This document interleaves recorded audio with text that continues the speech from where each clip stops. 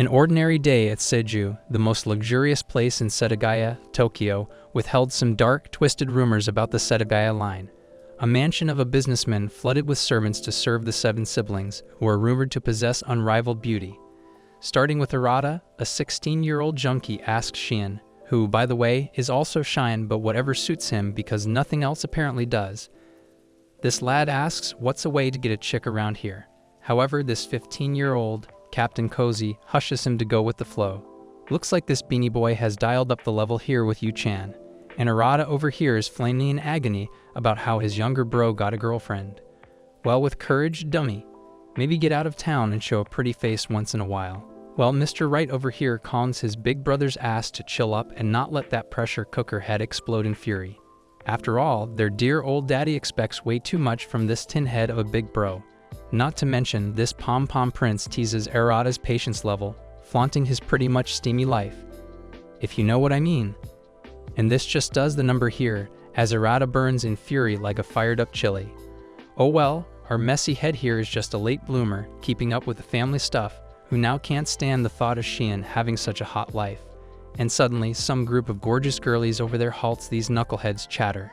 Oka, a 16-year-old with a striking presence, taunts his brothers for having some private meetings alone. Even the nerdy chick, Siha, a 17-year-old, plays with the number of possibilities of that happening. Followed by this cutie, Munami, a 15-year-old who thinks the chatter is all about the woman. Thus, Banri, an 18-year-old, fresh-faced beauty, agrees with a wild wink. However, Kotono, a 14-year-old, with her downright hazy stares and flushed cheeks, seems to have donated his tongue somewhere, because it ain't here. Thus, this quick, witty ninja, Oka, guesses her big bro baboon to be discussing Yu-chan. However, Shion saves his ass by telling him how they were talking about her hitting a nice figure this year. What a nice save, right? Thus, Oka, bursting in fury, orders her furry dog to unleash her wrath and tear him apart for watching his sister in a lewd way. Looks like this is the end times for Arrow to Sun if you know. But oh well, nobody wants to vouch for this guy's hidden desires. After what happened with Kotono some time ago, which was some steps away from the 8th bathroom case. However, Banri comes to the rescue, but their degenerate virgin brother strays from the pathway too much. Wait, Arrow to Sun with his sisters. This smells like a trashy harem. Although Siha is pretty clear about her views of incest, Banri calls out to her innocent girlies to lay off this dumbass, while this cutie Manami strikes more numbers in this mess by saying how great Arata is. Seeing that, he gets closer to show his affection, but a smashing punch sets this guy in his place. Setting the date for Kotona's party, these guys jump out for school. Quite a commotion at this station, where people cannot keep their eyes or whatnot off this bunch. Later on, at a bathroom meeting of brothers ranting about how these girls get the first bite off of everything, including every damn family decision. Banri, the kindest nurse with the biggest fan club, is in her first year of university. Siha, the science club president, is the logic queen at school with the best results. There comes Oka, a second-year friendliest high schooler, the ace of the swimming and athletic clubs. Moreover, Manami, a first-year prodigy and an athletic beast with the title of middle school tennis champion. And last but not least, this ever-blush beauty, Kotono, the youngest of all her third-year middle school students, is the idol of the sisters. When the bickering reaches a fever pitch, Shion spices it up even more by asking this Kotono thing. However, Captain Arrow to Sun hushes the rumors as he believes Kotono understands her place even if she says she loves him. A sudden beauty outside the window strikes some pink blush over Arata's face. Afterward, it looks like this dimwit is pissing his pants to add this girl Rara. Well, someone's libido just got a boost. Out of the blue, Oka steps out, borrowing some math notes. Can't even let my man rest in peace. With a sneaky glance at her melons, Arata asks Oka to put on some more while she refuses to keep her guard at home. Suddenly, she outright demands to know which girl got his libido humming. Outraged about this brotherhood betrayal, he spills the name of Rura-chan after she squeezes the truth out of him. Oh well, twin sister perks and Oka raises her hand to hook these two up in her style, causing a thunderstorm in Arata's head. Thus, this gorgeous girl values the family name and responsibilities to help the eldest son with his dying love life. Hence, she snatches the notes and gets out by saying, "This blockhead won't score a wife for the Shunji family." The next day, with Shion's words stuck in his head like a broken record, Arata has a hard time seeing his life with 5 sisters as a harem romcom. Sadly, this decent, degenerate brother thinks of a non-existent future away from his 5 sisters. Suddenly, this lovesick puppy comes to a halt when he sees Rara going out with some guy. Thus, his happily ever after got a cancelled notice before it even arrived. Well, this sulking bum thinks everything is meant to be, as the time strikes for the party. Later, the Shunji family gathers at the table to start this dinner party, while Arata thinks that love can strike like a bolt out of the blue as if his Cupid is surely blind. Not to mention, this guy believes everything is set in stone, from marriage to kids to death. Out of the blue, Oka's blood-curdling scream jolts everyone as she demands Minami to fix her clumsy ass and finds her missing AirPods. Minami, matching her pitch, desires to pay for the crappy thing if she lost them, so she asks her to cut some slack. However, Banri tries to hush these 2 puppies, bickering about things in the lost and forgotten box. Suddenly, Arata, ever the righteous Oni-chan, shuts these dogs and tells them they are his sisters, no matter what. Oh well, Shin did a number on this poor soul who can't get these crappy incest thoughts away from his cracked brain. And this just works to calm them down, as these 2 together ask him to cut this big bro act right away. Sticking together is the better option, as these children of the Shunji family are under this selfish vulture's rule. As his father makes an entrance, yapping about some South African dress for Kotono and all. Before raising the glass for Kotono's party, their dad musters up the courage to add a steamy plot twist. This guy has been waiting for this opportunity for quite a long time. With a throat clear that could shatter glass, their dad drops a heavy truth bomb that's going to traumatize this bunch. Coughing up the dusty secret like a hairball, he tells them that they are all adopted. On the dinner table, where they shared meals as siblings all their lives, they sat there with minds that went on a vacation to the island of denial. Some turned into human statues, frozen in a silent scream, while others' brains collectively decided to malfunction with a blue screen. Right off the bat, this perfect family gets hit by a massive bombshell. Bye-bye to the entire dynamic. Looks like Kotono's seems to get some heavy presents, but this one scores the top. Not sure why they even bought this in the first place, because look at this bunch of siblings who couldn't score even the same hair. Results, my ass, such good grades, and these buffoons cannot even figure out that they all adopted. Arata stands in horror to demand an explanation, but this old geezer seems to be cackling like a hyena over this. Thus, he admits the right age to drop a nuclear bomb together was a promise he made to Chihiro, their mother. This rusty old-timer just made a tangled mess on this table. And just when you thought things couldn't get crazier, he cackles, dropping another bombshell like a cherry on top, that Shin and Minami are actually twin siblings. As if thinking this could actually dial down the crazy over here. Suddenly, Oka stands up to clear up this mess by telling the old-timer to quit his Western jokes for some theme party later. However, their father promises to be honest from here on out, shoving this whole adopted thing under the rug like a forgotten chore. But hey, there's Kotono's birthday dinner. That is sunlight for the spirit to look forward to. These things are such a lifesaver. However, this deafening silence is killing these unrivaled beauties, and their father couldn't stop his brandy from coming. Later on, Banri calls up a meeting as Minami smiles like a satisfied cola who just tasted strawberries for the first time. Oh well, the unnerving awkward feeling riling up where this group is trying to short talk like some petty goats. However, Oka believes the geezer is worse with the timings, but Sita sides with their dear old daddy. However, Oka thinks the betrayal and deception all these years don't cut it with her logic. Upon asking too much, Banri hushes them all so as to not dredge up the dusty corners of her memory when there is existential dread looming over them all.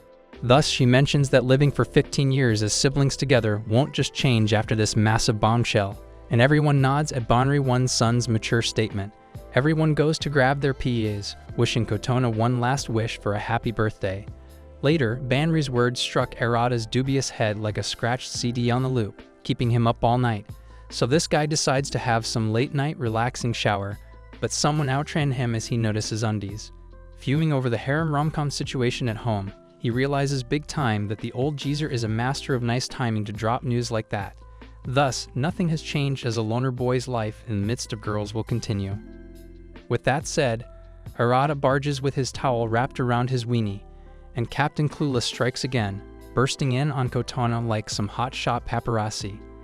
Like this millionaire, dumb old geezer couldn't afford some more bathrooms, while Kotono, red like habanero sauce, requests her Oni-chan to do the usual scrubbing like he always does. With a loud sigh, this lad, ever the prime example, lectures Kotono about relying on herself from now on, or else she won't survive the trips coming soon. Not to mention, this chilly weather brings out another topic for the lecture.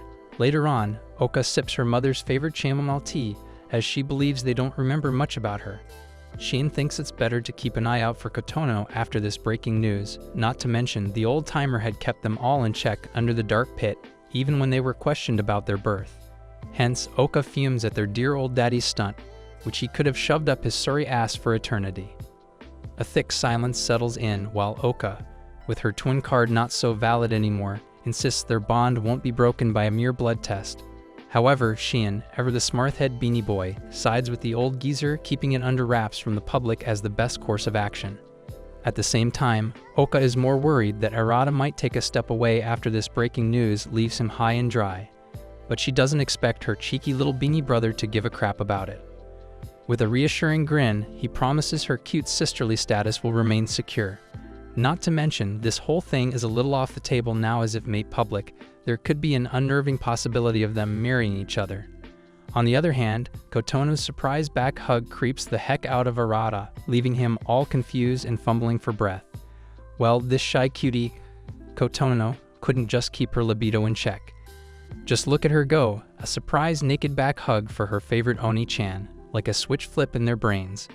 Arata, ever the righteous big bro, my boy packs some gains like holy shit. No doubt, Kotono surely has some incest eye on her big brother, because just look at this shy bean wrapping her wet arms. Like, what the hell? While Oka and Sheen are having at it with their steamy argument. Not to mention, Sheen seems to be planting some incest seeds over here, as Oka bursts some sense in that pea-sized brain. But oh well, the dear old perverta seems not to keep it in his pants lately, as Oka catches him with strange glares. And more to this, she asks about the Kotono thing, as this just opens a third world door of wonder for these siblings. Sheen, with nervous chuckles, has chills running down his spine, as Oka gives a stinky eye while he pleads the fifth over this. A thick silence settles in this steamy room, and the poor Sheen breaks and tells Oka about Kotono's heart-shaped eyes drooling for their dear old brother. She jumps a mile high in shock, skyrocketing like a missile about to hit as Sheen tries to keep it low. But who knew Kotono, a blushing heart, could be the one raising incest in their family? This young chick has gotten way too worked up with all that scrubbing session. Sheen mentions that this adorable firecracker jumped to hug him, but Arata pinned her down, ending up in that position of a bastard having it with his sister. Not only that, Oka thinks that after this adopted thing, Kotono might start cooking something shady with those feelings. As Sheen serves Kotono's side by confusing love and respect, Oka shuts him up right there for trying to act like a wannabe adult. On the other hand, Kotono is cooking up this steamy, hot scene in the bathroom with her Oni-chan. Those two got no wind. What's about to go down over here? And things just get steamier as this plum-fist incest lover grabs my boy's gains like a soft toy. Without wasting a single breath, Kotono mutters that she loves him, while Arata gets stuck in the same old crap again. But this time this girl is packing some nice points, as she demands to know what's keeping him now. Shouting this "tell me why" over her breath, this dumbass just loses the opportunity of saying, "ain't nothing but a heartache." Tightening her hold, she exclaims about searching for a non-blood connection in marriage while asking if she is a bad girl. Oh boy, Arata, my man's lonely life with no bone is hitting this steamy incest turn. A sudden 360 spin jolts Kotono right away as he locks his gaze at his 15-year-old crybaby sister. But even now, he straight up assures her that he is nothing but Kotono's big brother, aside from the adopted thing. Hence, this guy outright breaks his little sister's heart while mentioning seeing her someday as a cute bride. However, Kotono, jumping back in her steamy bath, wishes the day would come when this puberty ends. Besides that, their father reminisces about his time with his wife, when Banri steps in for some secret meeting. And things are just getting serious over here. While that steamy scene plays in his head on repeat, this Captain Clueless walks in with a creaky door, only to find Siha wide awake, looking like $1,000,000. Nighttime, bedroom, alone, what Siha is cooking up at this ungodly hour. The children of the Shunji family keep twisting the plot at their side, with my boy. Arata at the worst end for sure, like what this nerdy chick is trying to pull into his room, teasing her to be this dumb of a logical princess for being in the wrong room. She chuckles at her sneaky little brother, suggesting there's always an option to lock the room. Not just that, this curious birdie demands to know his previous location. Howdy, this whiz kid knows her way around here, sniffing off this steamy session a mile away. This girl got him sweating bullets, and it's not even hot in here. As Arata marks this teeny tiny territory as his own, Sia finds these grounds more spacious than others' vast rooms. Not to mention, she explains being on one of those inspection rounds as she shares her nostalgia about picking the rooms here. Oka hitting her luck on the biggest room out of all, Arata, ever the thinker, cannot seem to ride this shady ride with Siha over here. That poor little bum is about to get whacked upside the head with a reality check. A bolt from the blue, Siha steps closer with a determined glint in her eyes, as if ready to start Battle Galactica, leaving Arata high and dry. With that, a sudden force pushes the poor guy on the bed, as this nerdy chick jumps to assault her own brother. Incest alert. However, this guy over here isn't actively pursuing any of his gorgeous sisters, stepping out from the situation to stop them from further escalation. Who would have thought the author who drew Ren-A-Girlfriend when he made another manga would also look just like Ren-A-Girlfriend? The guy is pretty sure out of ideas, or way too curious about this incest thingy here. So Siha, the nerdy boomer, is about to set her stage on Arata's bottom, with him screaming like a puppy under the rubble. With a swish of her hair, she asks her Oni-chan to keep this service a top secret, while giving him a sneaky peek at the goodies. Suddenly, this logic princess thinks the cowgirl position is more comforting than this, while Arata over here is about to have some real trouble. And this room just gets steamier with every slide Siha makes down there. With a loud sigh, she thanks the universe for not finding any abnormalities in this area. Arata, bless his heart, is stone cold frozen in horror, as Sia mentions spotting these two in the bathroom just about now. And this is where the underdog of the Shinji family, Arrow to Sun, screams like a banshee. This clown here lets out a shriek that could even wake his old dead-ass granny from the grave. Sweating bullets like a headless chicken, he asks how much she has seen. So the nerdy girl has spotted all that steamy rumble outside the bathroom. Again, what's up with the 7 people having one ass bathroom? Like, isn't your daddy a millionaire or something? Something is definitely wrong with that old geezer. Suddenly, this scaredy cat nudges Siha aside, as she admits knowing more than he thinks. Yada yada. But our dear logical princess couldn't lead this equation without her calculations and conclusions. To cut short, Siha bets that this adopted bombshell has wrecked her poor young brain to spit out her feelings all over again. And let me tell you, it was a whole hot lot of love, a sprinkle of rage with a dash full of steamy cups of frustration. Something doesn't quite add up here. Oh wait, rich folks with incest problems. However, Siha sheds light on the same ancestry marriage illegal under Article 734. While Arata's poker face has already cracked with a smoky head like he didn't sign up for this hell. Ignoring her little bro's idiotic rants, she goes on about some biology shit, which by the way, we all are getting bored listening to. However, everything feels meaningless after that dinner. Siha worries Kotono can even hold her outbursting incest much longer. Things just get crazy as this nerdy chick shows her numbers to strike up for marriage with him, other than Minami and Shion. So according to this chick's math, a physical relationship with his former Oni-chan won't be a big problem. Statistically speaking, while jolting this poor guy's heart, she believes Kotona reached this conclusion way before her surprisingly. With a sigh, she assures him of finding no bumpy pulses in those steamy poses. Not to mention, this logical princess would prefer Arata to address his big sis more respectfully.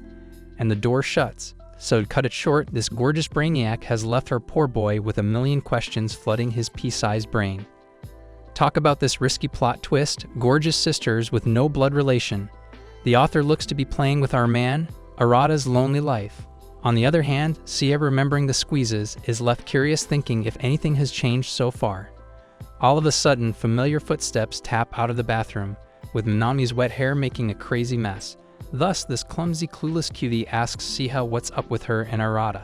Trying to act all cool, she mentions returning some books she borrowed some time ago.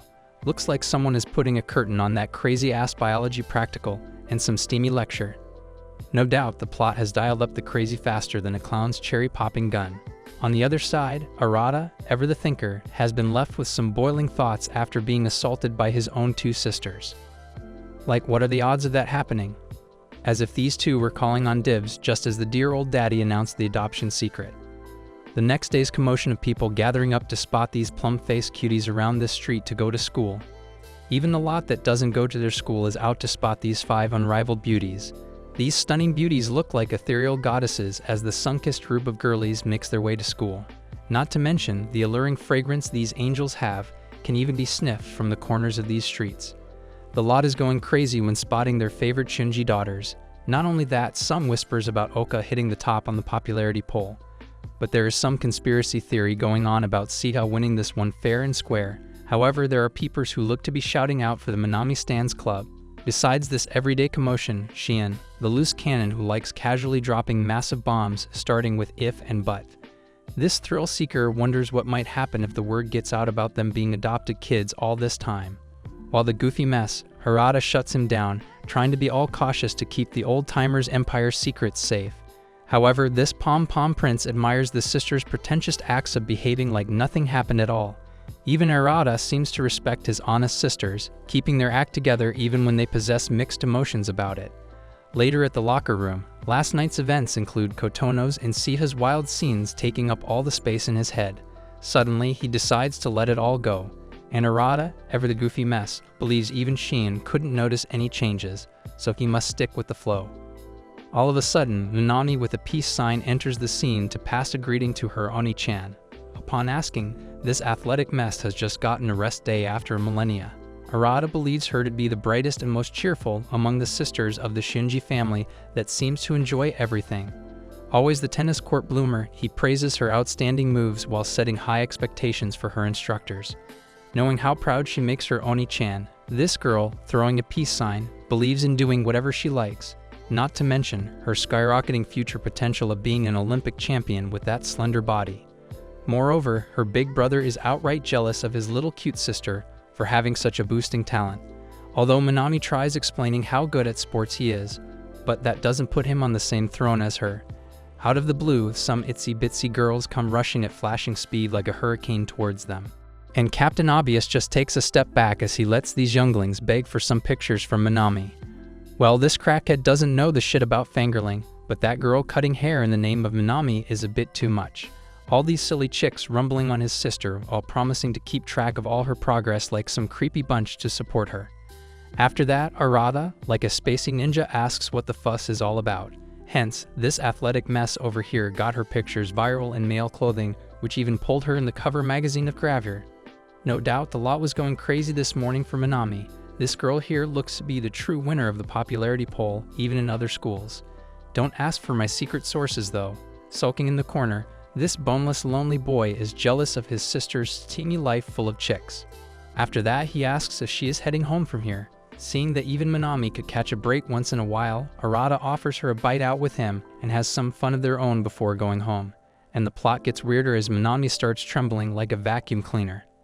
An unsettling silence raises a million questions in Harada's head. Bomb. This clown of a brother just learns the fitness queen has just failed her proficiency test. Not only that, but this rest day is called by her teacher to cut her club activities today as a time off.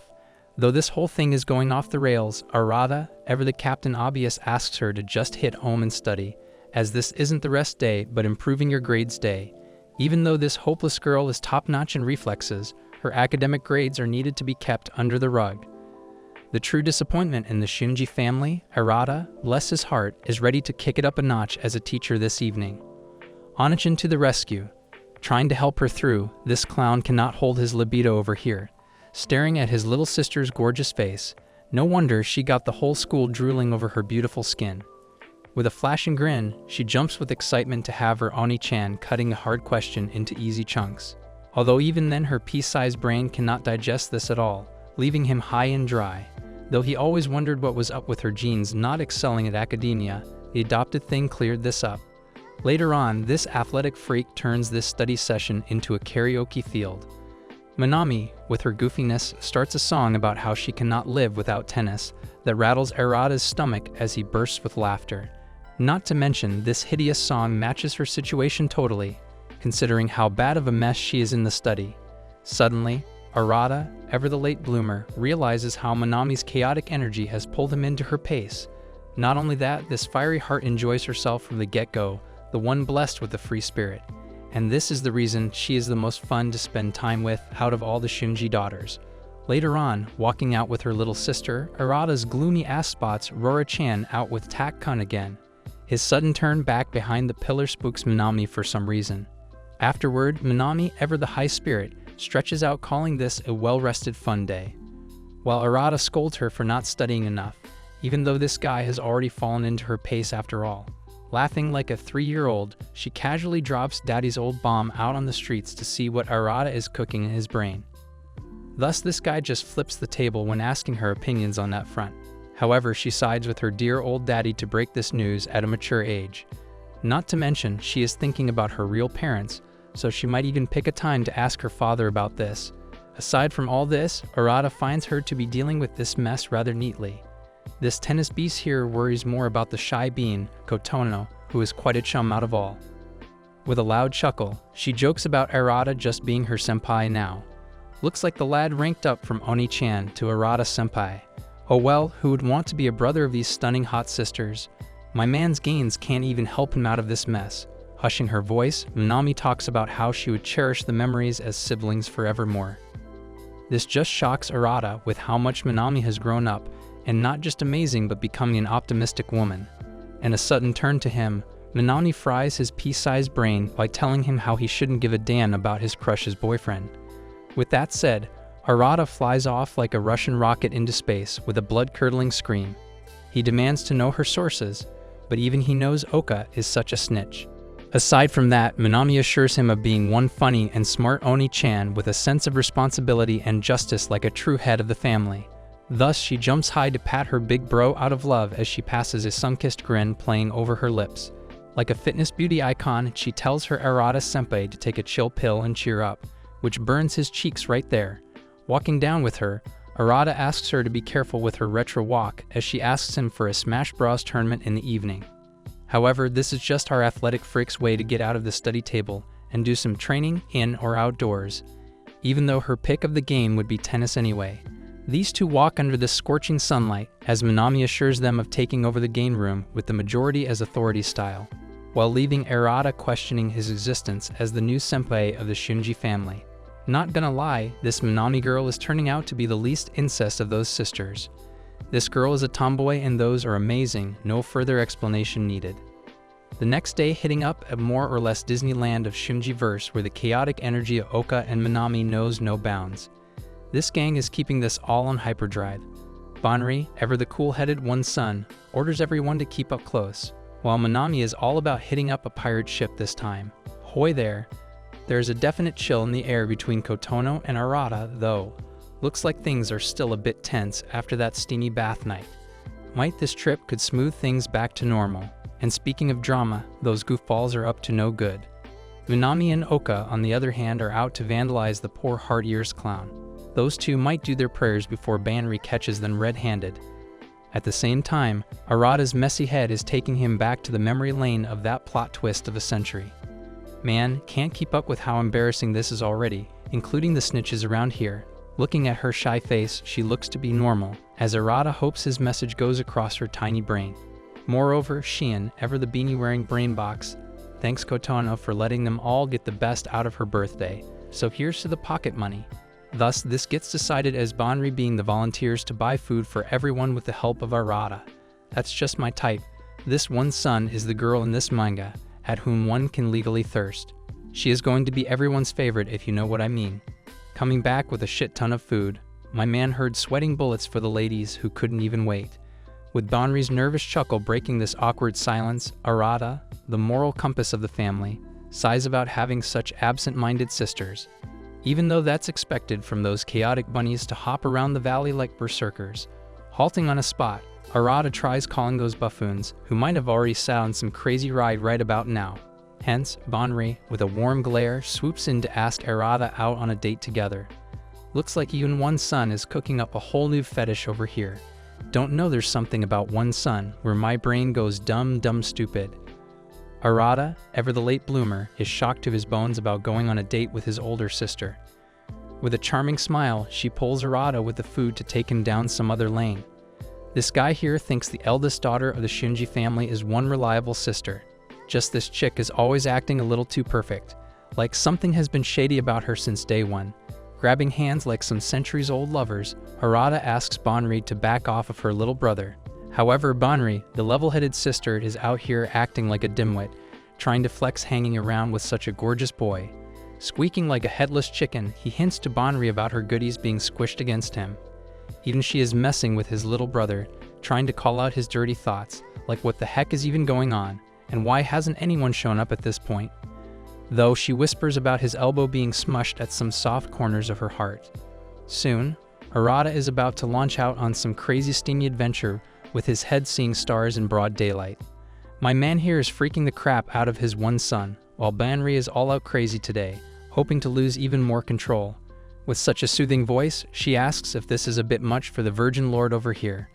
As this goofball turns all red hot, he screams about this not being okay at all. Oh well, she thinks Arata must feel lucky that he is getting a chance to take out a hottie on the walk. Not gonna lie, even Arata could follow the gaze of every guy, even those with their girlfriend going about, and cannot stop themselves from eyeing his one son. Though it's rather unsettling as a little brother, who would like punching these dipshits right in the good spot. Not to mention, this old chick even has fans all around the schools, and even Arata's class. Not only that, her mature enchantress body could outshine all the sisters.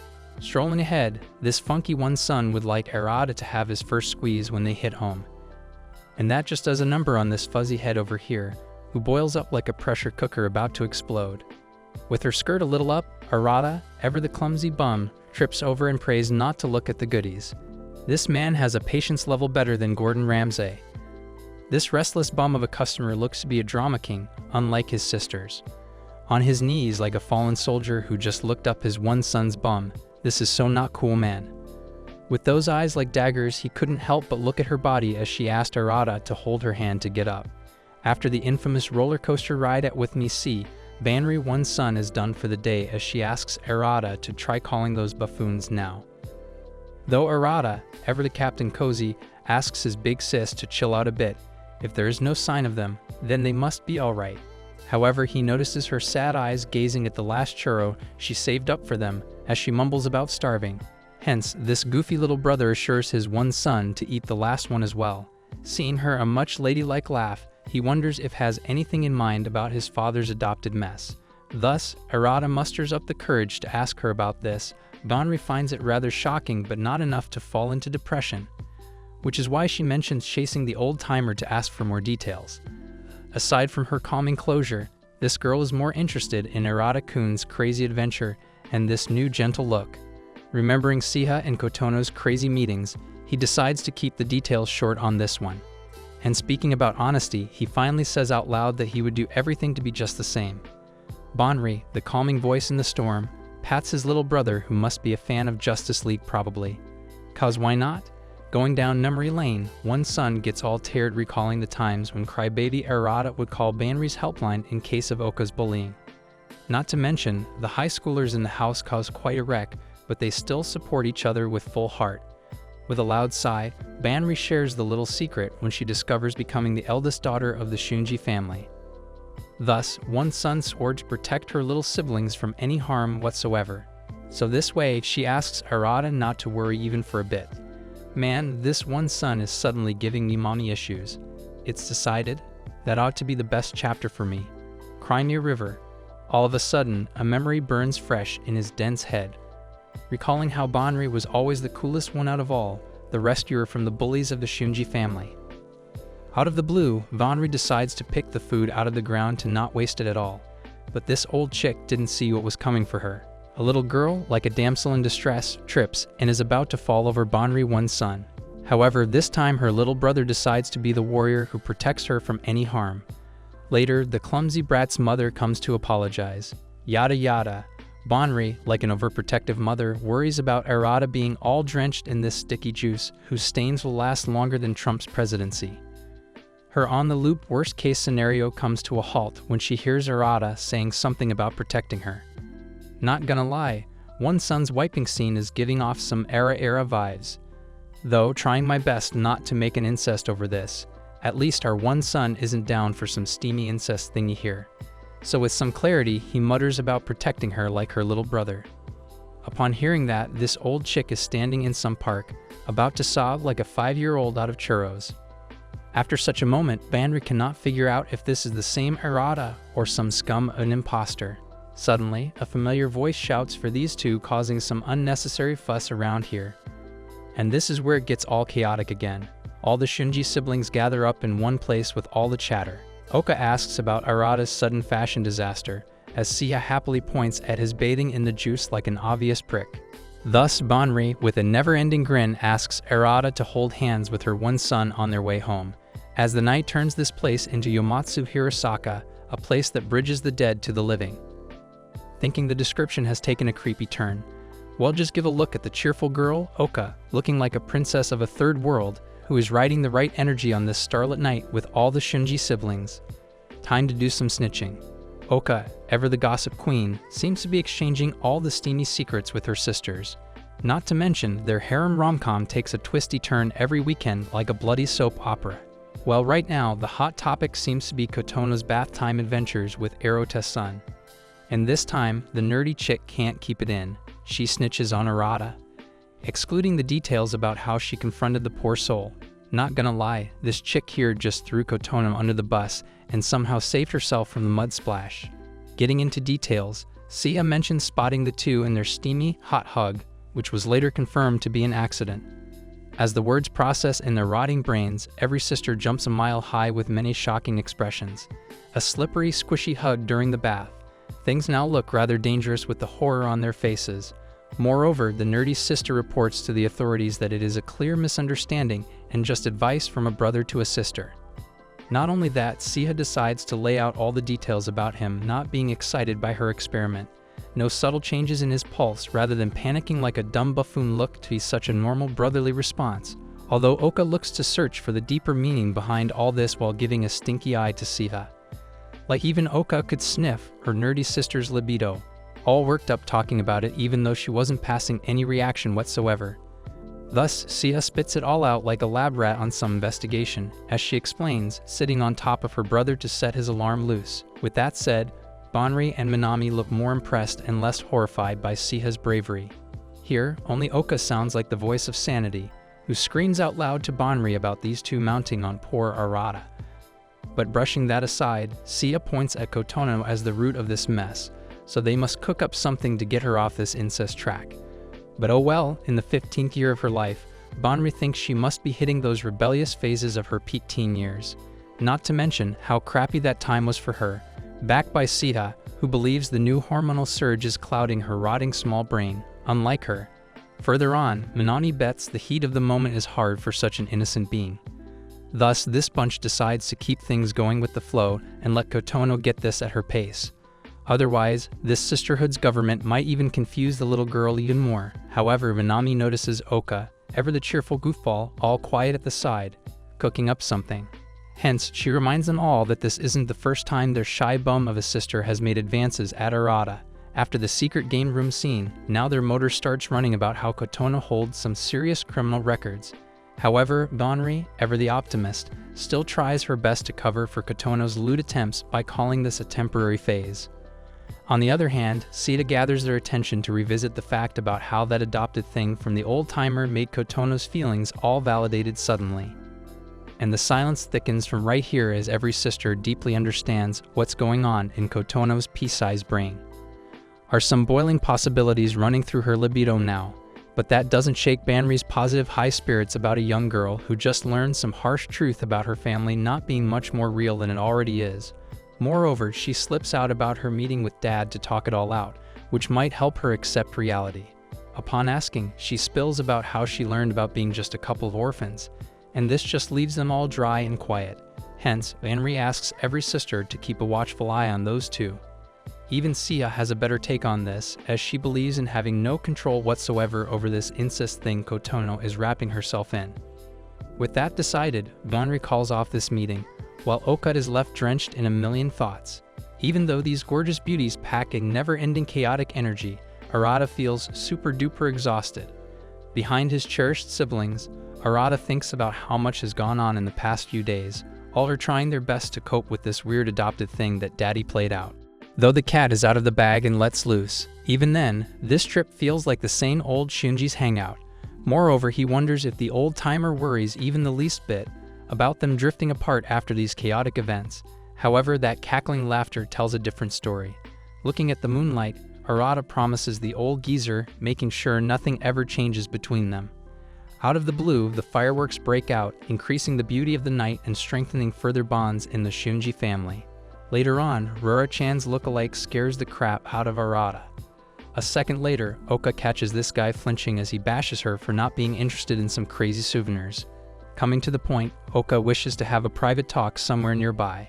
This cheeky twin sister goes all about how these 3 days were spent as adopted siblings.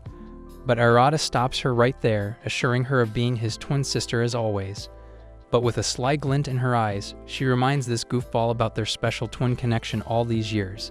And this is where things dial up the crazy, as it wasn't just weirder than this. Out of the blue, Oka, this cheerful mess, confesses to her twin brother that she has always liked him. Wait a minute. Are all these sisters cooking up some incest recipes over here? Get it? Instant? Whatever. The next day at school starts with such a steamy, hot discussion with Shion about how this adopted thing changes something, at the least.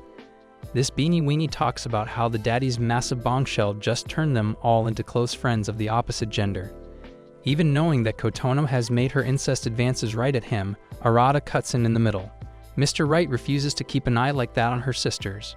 Moreover, Arata just can't have it all, as this guy always sinks in jealousy of her young brother's steamy love life. After knowing Shion has snitched to the biggest snitch of the family, Arata's horrific face says it all. He bets Oka doesn't give a crap about what he says. However, Shion, ever the peacemaker, asks Arata to trust her former twin. Not to mention, she admitted never judging her brother like this, which catches him off guard. Not only that, Arata bets that Oka is a true tsundere type. Not to mention, Shion is such a fanboy of his sisters. Although Arata clear-cut explains that nothing changes the fact that they are still siblings. However, Shion, the walking hurricane, has bitten the fruit of truth as he makes Arata imagine all the ruckus if the word goes out. Just imagine the class boys hearing this. They might even tear their books over jealousy about them living in a perfect harem rom-com. Not just that, living all these years with gorgeous, unrivaled beauties at every stage is going to make them piss in their pants. Announcing the start of rom-coms, living together with 5 beautiful girls in the mansion of a millionaire, Shion, and his big brother, Arata, having it all. No wonder the Blu-rays will be off the charts more than the advertisements of trashy plastic from the Kardashians. However, the righteous brother of the Shunji family worries about the name of Dad's company, so he begs Shion to cut his crap and not mess it up even more. However, Arata dreams about some harem rom-coms, as he wishes to live those if they even exist so far. Coming back to the theme park night, Oka's confession has jolted this guy into paralysis. Man doesn't know what is with his fate, trashing him with incest up his face. Like, what the heck is even going on? No other girl but the Shunji daughters have to fall for such a goofy mess. Though this guy hasn't recovered from this horrific shock, this happy-go-lucky beagle bets on being a pain in the ass. Thus, she talks about how this Kotono mess continues to create trouble for him. So she believes that, as the eldest son, Arata has handled this like a man. With a sigh, Captain Cracker takes a head turn to breathe, as he understands she means like a person. With Shine's words playing in his head like a broken record, he is dead set on never seeing her as anything but a sister. Suddenly, he asks Oka if she is truly at tsundere, which just makes her raise some eyebrows. Thus, she jumps out of the scene to go to the toilet after telling Arata to pick up the blue souvenir if Siha asks. Ever Arata feels this unsettling vibe Oka just left behind. Besides that, Arata believes that, just like him, even Oka might be dealing with this adopted thing at her own pace. However, Captain Obvious couldn't keep himself from judging her nasty, brittle Japanese grammar. Like, girl, that's your own language. What are you even crapping about? But Shion's words have built a house on his head, just like any other girl. These words might make our man lose some hair over here. However, the case looks to be different with Oka-chan out there alone, revisiting her thoughts about how Kotono is expressing her love for Arata. Sitting on this starlit night, she curses herself for muttering such a stupid thing. That other day, our man was packing some nice body shots. It looks like Minami wasn't just sugarcoating it for Arata, as he does share the fitness freak gene. Look at his bicep bulk and body sweating bullets when he packs some nice sit-ups. All of a sudden, Minami barges in on him doing weight training. Thus, this sweaty blockhead asks her athletic sister about how she does such a hard-working routine. While this looks to be as normal for her as drinking water, but Arata's adrenaline rush might change her plans today. Moreover, he learns that Minami works hard on her muscles earlier in the day. However, she asks about this sudden turn of events because trying hard is a bit too much, even for him. Sulking in his deep thoughts, he shares about this routine that keeps him in his senses and helps with clarity. As he mentions, a lot is boiling up in his head, and Minami's happy charm turns the tide around here. Thus, she induces the self-management thing, as their father has put extra effort into building the eldest son. Driving down memory lane to their training days, Arata praises Minami for not missing a single day. For that, this lad admires her fitness freak of a sister, telling her how she will succeed no matter what. And this just strikes her right there.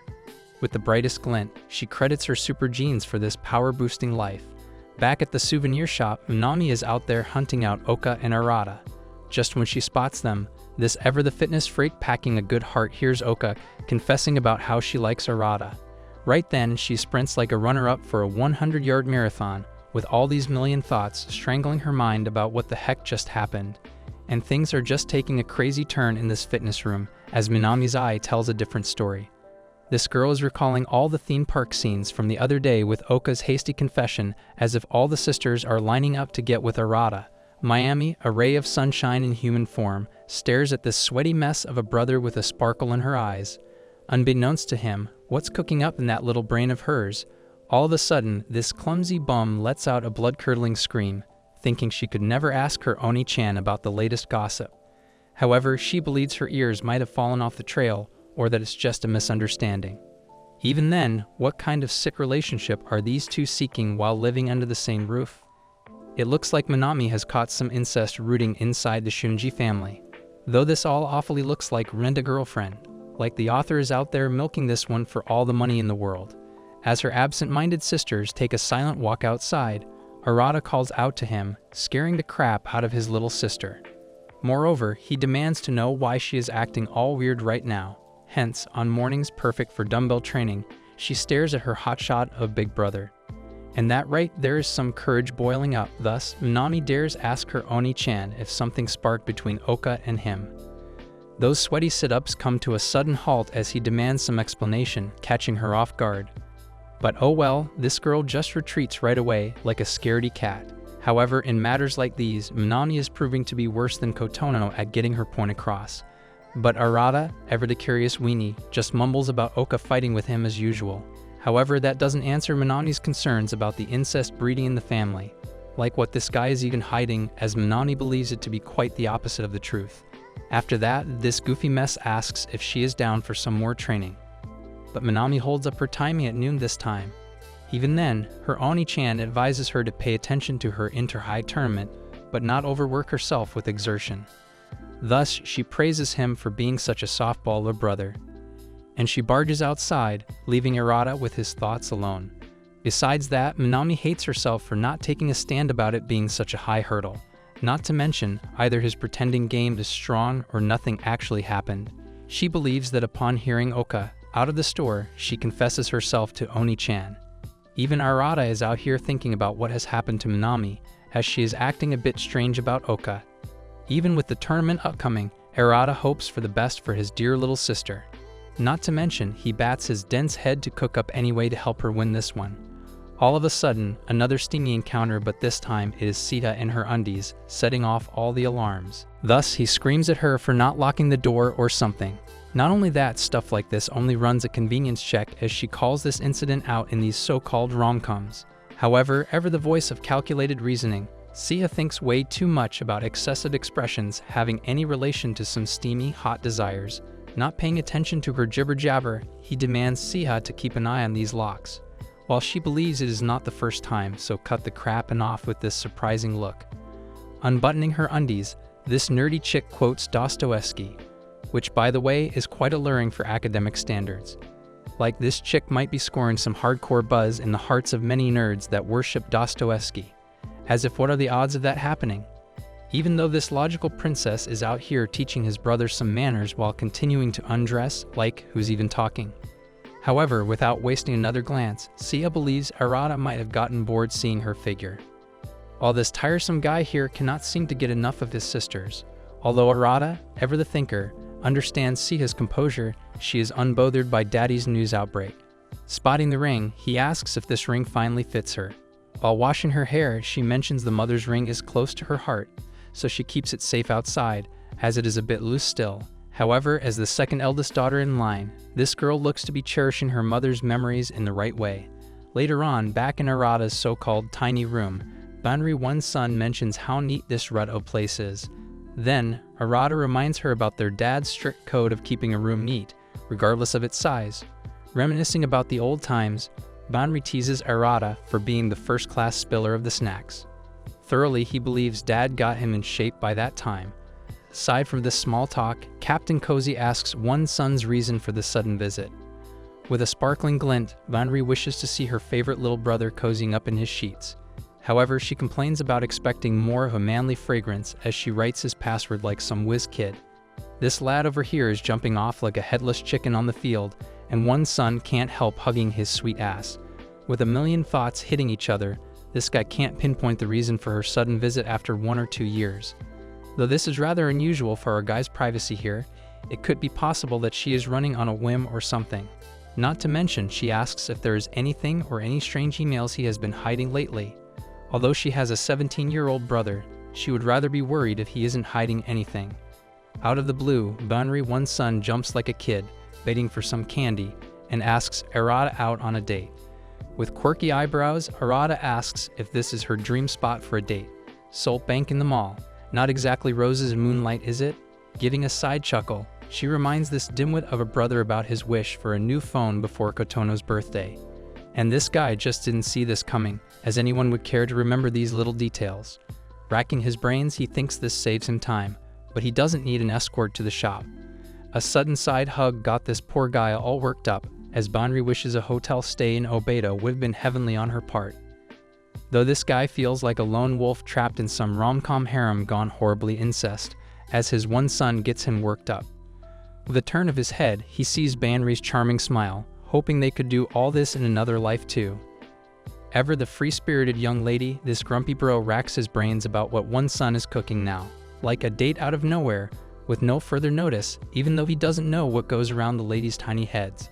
Not to mention, she hasn't even picked a place she wants to go, rendering this trip rather clueless. Whatever works if it keeps her happy, as Arata watches her enjoying the sightseeing. Afterward, in the phone shop, the happy staff is ready to help Arata's son pick the best phone out of their trashy collection. Like a dear old sister, she passes her hushed opinions about him as being rather picky about his choices and colors. However, this cranky clown over here just doesn't give a damn about how his phone looks, as long as it serves its purpose. Like how dull this guy can even be. No wonder the girls don't want to score this guy's ass here. And there goes Banri-one's son's lovesick talk with no credible sources, as if she is quoting what psychology says. Everyone knows how crappy those are, but she believes picking phones ought to be the same thing as picking lovers. Coming to the point, she describes this as what one looks for on the phone and also searches for a lover, because both are inseparable from you. So from valuing appearances to functional attributes, she believes one could come a long way. And this just hits in right there, though. This edgy clown of a brother doesn't appreciate one son helping his sorry ass. So she asks if any appearance has running no mojo on his libido. Not to mention, some gorgeous beauties like her get away with having forgiven their flaws on the side. Although this cracker finds things rather annoying, his one son kicks it up a notch. Afterward, the next collection of new couple phones comes with discounts, if he prefers. As Arata is about to clear this, suddenly, Banri packs in a tight hug, squishing all the goodies intentionally. Later on, these two walked right out, as Banri would have enjoyed some more of that close touch. On the contrary, this fuzzball here is riding on the edge of exploding with her constant teasing almost everywhere. Arriving at the Baskin-Robbins, the childlike Banri comes into play, wishing for some ice cream. Though Arata, ever the grumpy bum, thinks how quiet and dependable she usually is. Not to mention, her inner child still ruled her heart and Jamocha coffee. Up on the sidelines, one son dives back in memory lane about Arata fighting with her over an ice cream. And that brings back lots of memories about that big fight between the sisters. Not to mention, Kotono, the shy bunny of the family, would always shut herself in the closet. Even when these guys teased her by calling her a closet fairy. Not only that, this clown brings back the horror as he reminds Banri about her phobia of ghosts, which almost spills over her ice cream. With just that, this reliable girl is trembling like a 3-year-old upon the mention of ghosts. Aside from that, their arguing asses never shut down. For better or worse, These guys would still be siblings after all. Thank God, at least one sister isn't an incest lover here. What is it about these guys circling around poor Arata? My man just wants a normal life. Moreover, she questions Arata about how he is holding up lately. Although this guy blames his mom for such a gruesome bum face, the regret of not getting dad's genes would always stay in the corner of his grumpy heart, but he has already come to terms with that. Upon asking, she shoves this, I'm the older sister, the next in line to protect her siblings. Thus, she gets up asking where the next destination would be, as Arata's cranky ass is tired already. But this destination planning comes to a quick end, as some annoying text halts her plans in the middle. So she asks Arata to end this date right here. In this context, Arata slips out about how she should finally ask someone out already, like on a date with a boyfriend. Out of the blue, she jumps high to pat her cheeky little brother, who, by the way, is packing the Shunji family's handsome face. What a convenient excuse to get out of disturbing talks. But oh well, there's no objecting to one's son here. Thus, he watches her hotshot sister chasing a fiery commotion to where she goes. Afterward, Van recalls Minami to assure her that there's no such thing wrong with Arata. Yada yada. On the other hand, Minami, like a headless chicken bouncing off the bathtub, wonders about what the heck is even going on. Thus, she believes this rumble is just a misunderstanding and nothing else, concluding that such an incest thing would never occur between twin flames after all. Minami hates her hyperdry clumsiness. Suddenly, this ditzy girl here just sends Bonri's text to the group about Oka's confession error. Within the first 5 seconds, Minami is on vibrate, panicking to unsend this one. While this athletic mess is sweaty in the bathtub for what she just almost pulled. Out of the blue, Oka barges in, scaring the daylights out of her. This goofy girl assures Oka, who, by the way, is weirded out by this strange look of Minami, that she is checking out of this bathtub for sure. And this near-death experience is going to be rather traumatizing for this poor chick. Thus, under her breath, she prays, hoping nobody has seen the shit she sent out to everyone. On the other hand, someone's hand is shaking like a massager after seeing Minami's top-secret codes. Who would have known the shy bean, Kotono, could get a rival to win her Oni-chan over? While Arata, Captain Cozy, is out there enjoying some tasty meals, which might be his last. The next day, my man, Arata, cannot even catch a break. These sisters look to be taking their turns interrupting his lonely slumber party. Thus, this time, Siha, the nerd lord, challenges Arata to a twister game. However, Arata is more interested in digging out the real reason for her suddenly showing up with this. So he asks if it's something she couldn't return to Amazon, or if she just casually likes playing a joke on her younger brother. However, she takes him back in memory lane, where she, out of both, feels some arousing feelings. With the exams coming, she came here to deal with this mess before these unclear emotions made her fail this term. That just made Arata jump a mile high, screaming like a hyena about to be slaughtered. Thus, this deadbeat loser questions his sister's insanity. Not to mention, Sia clear-cut explains that this is like a favor from sister to brother. And this is where this nerdy chick politely asks for his hands to get dirty. Arata, bless his heart, can sniff that something is about to go down. Hold on a second. This goofball passes a nervous chuckle about how this turns to this so fast, while asking if the reason behind playing Twister is because she likes him. If that's the case, there is no point in playing Twister. But this nerdy chick hears no other opinion, with her glare set on the right-hand red circle. All of a sudden, Siha demands to know the secret behind his 30-point raise in last month's exams. With his head spinning 360 degrees, he recalls being taught by such a kind sister. So according to this Missy, there's no point in this game if they aren't smushing bodies together, even though she never thought of using the word impudent for her little brother.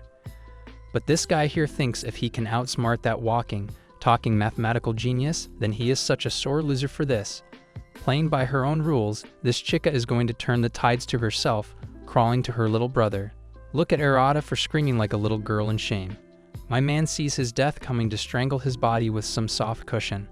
Thus, he orders Siha not to get even an inch closer than this, but the queen goes by the rules here. While Arata tries to play hard to get, Siha looks to like this sort of feeling, watching him all rattled up over Twister. Up until then, this dimwit of a brother thought she must have been recording a prank or something. But with her determined eyes, things are about to take a steamy turn here. Thus, the Twister has now become a real game of life and death. Though panicking about this stupid game got him nowhere but closer to Siha. hence he believes in making a safe escape if he plays with his head. Not to mention, Siha could read his monkey face about him not being into this at all. And this is it. This shitty genius blocks Arata's only escape route, leaving him no choice but to face Siha's legs. Thus, this is it for Arata's tiny heart as he gives up on playing any further. But Siha looks to be not quitting just now. Seeing him take a step back, she asks if there is some reason behind this sweaty face. All of a sudden, it hits him right there as he understands that if he backs down, Siha will believe his libido running loose. With the next spin, things are just getting much steamier than this cheeky little brother could even imagine. With the next round, my man is already stuck between his legs as Siha notices his hot red face. Reaching his foot behind hers, this guy is surely shaking as if an earthquake is hitting his brain. Even this guy cannot read this blockhead of a sister trying to get something out of this. Even during the tangling of their bodies, Siha manages to teach her little brother about the types of hormones impacting this game. However, she describes how love could boost dopamine release for the first 3 months. Not to mention, ironically, she discovers a physical relationship with a significant other that produces a boost of oxytocin. This guy is now more interested in this hormone talk than Twister, hearing his older sister rumble about how the human body changes with time. Though Siha doesn't think marriage or some intimate relationship could cook up these numbers about twists and other feelings. Not to mention, this nerdy chica knows she has a below-average result in understanding such heady phenomena. However, Arata talks about an indescribable feeling better than all this is to find one's soulmate. Without wasting a second breath, she blows his mind by muttering how this could even be. Thus, this is where she confesses liking her own brother, scaring the crap out of little Arata. This man can't even map out her dirty moves any longer. With her bottom almost shoving up his face, the poor guy could only scream about her being his big sister. Not to mention, after 17 years together as siblings, this guy cannot catch a break. With all the rumbling, she shuts him up by landing on his face. Now Arata, the dimwit bum of a brother, gets first-hand silent torture from his big sister. And the air is thick enough to cut with a knife.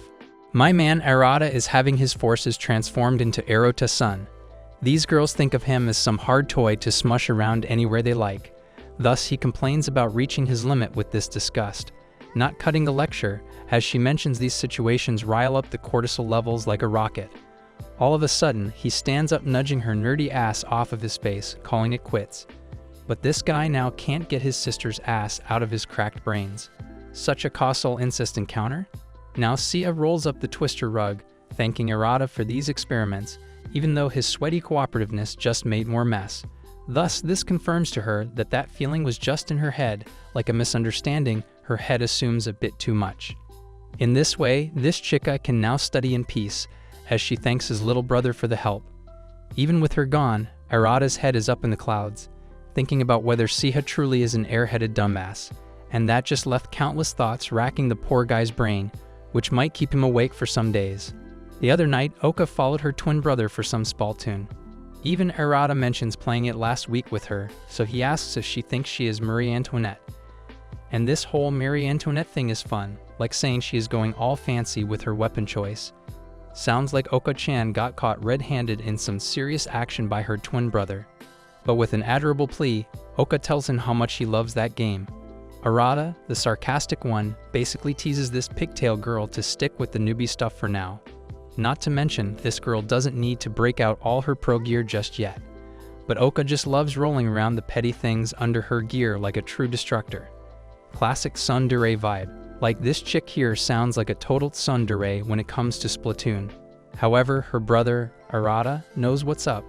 Not to mention, this guy here is so sure about her losing her fan club if she keeps up with demonic feelings. Though this chick does need to tone down the intensity a bit.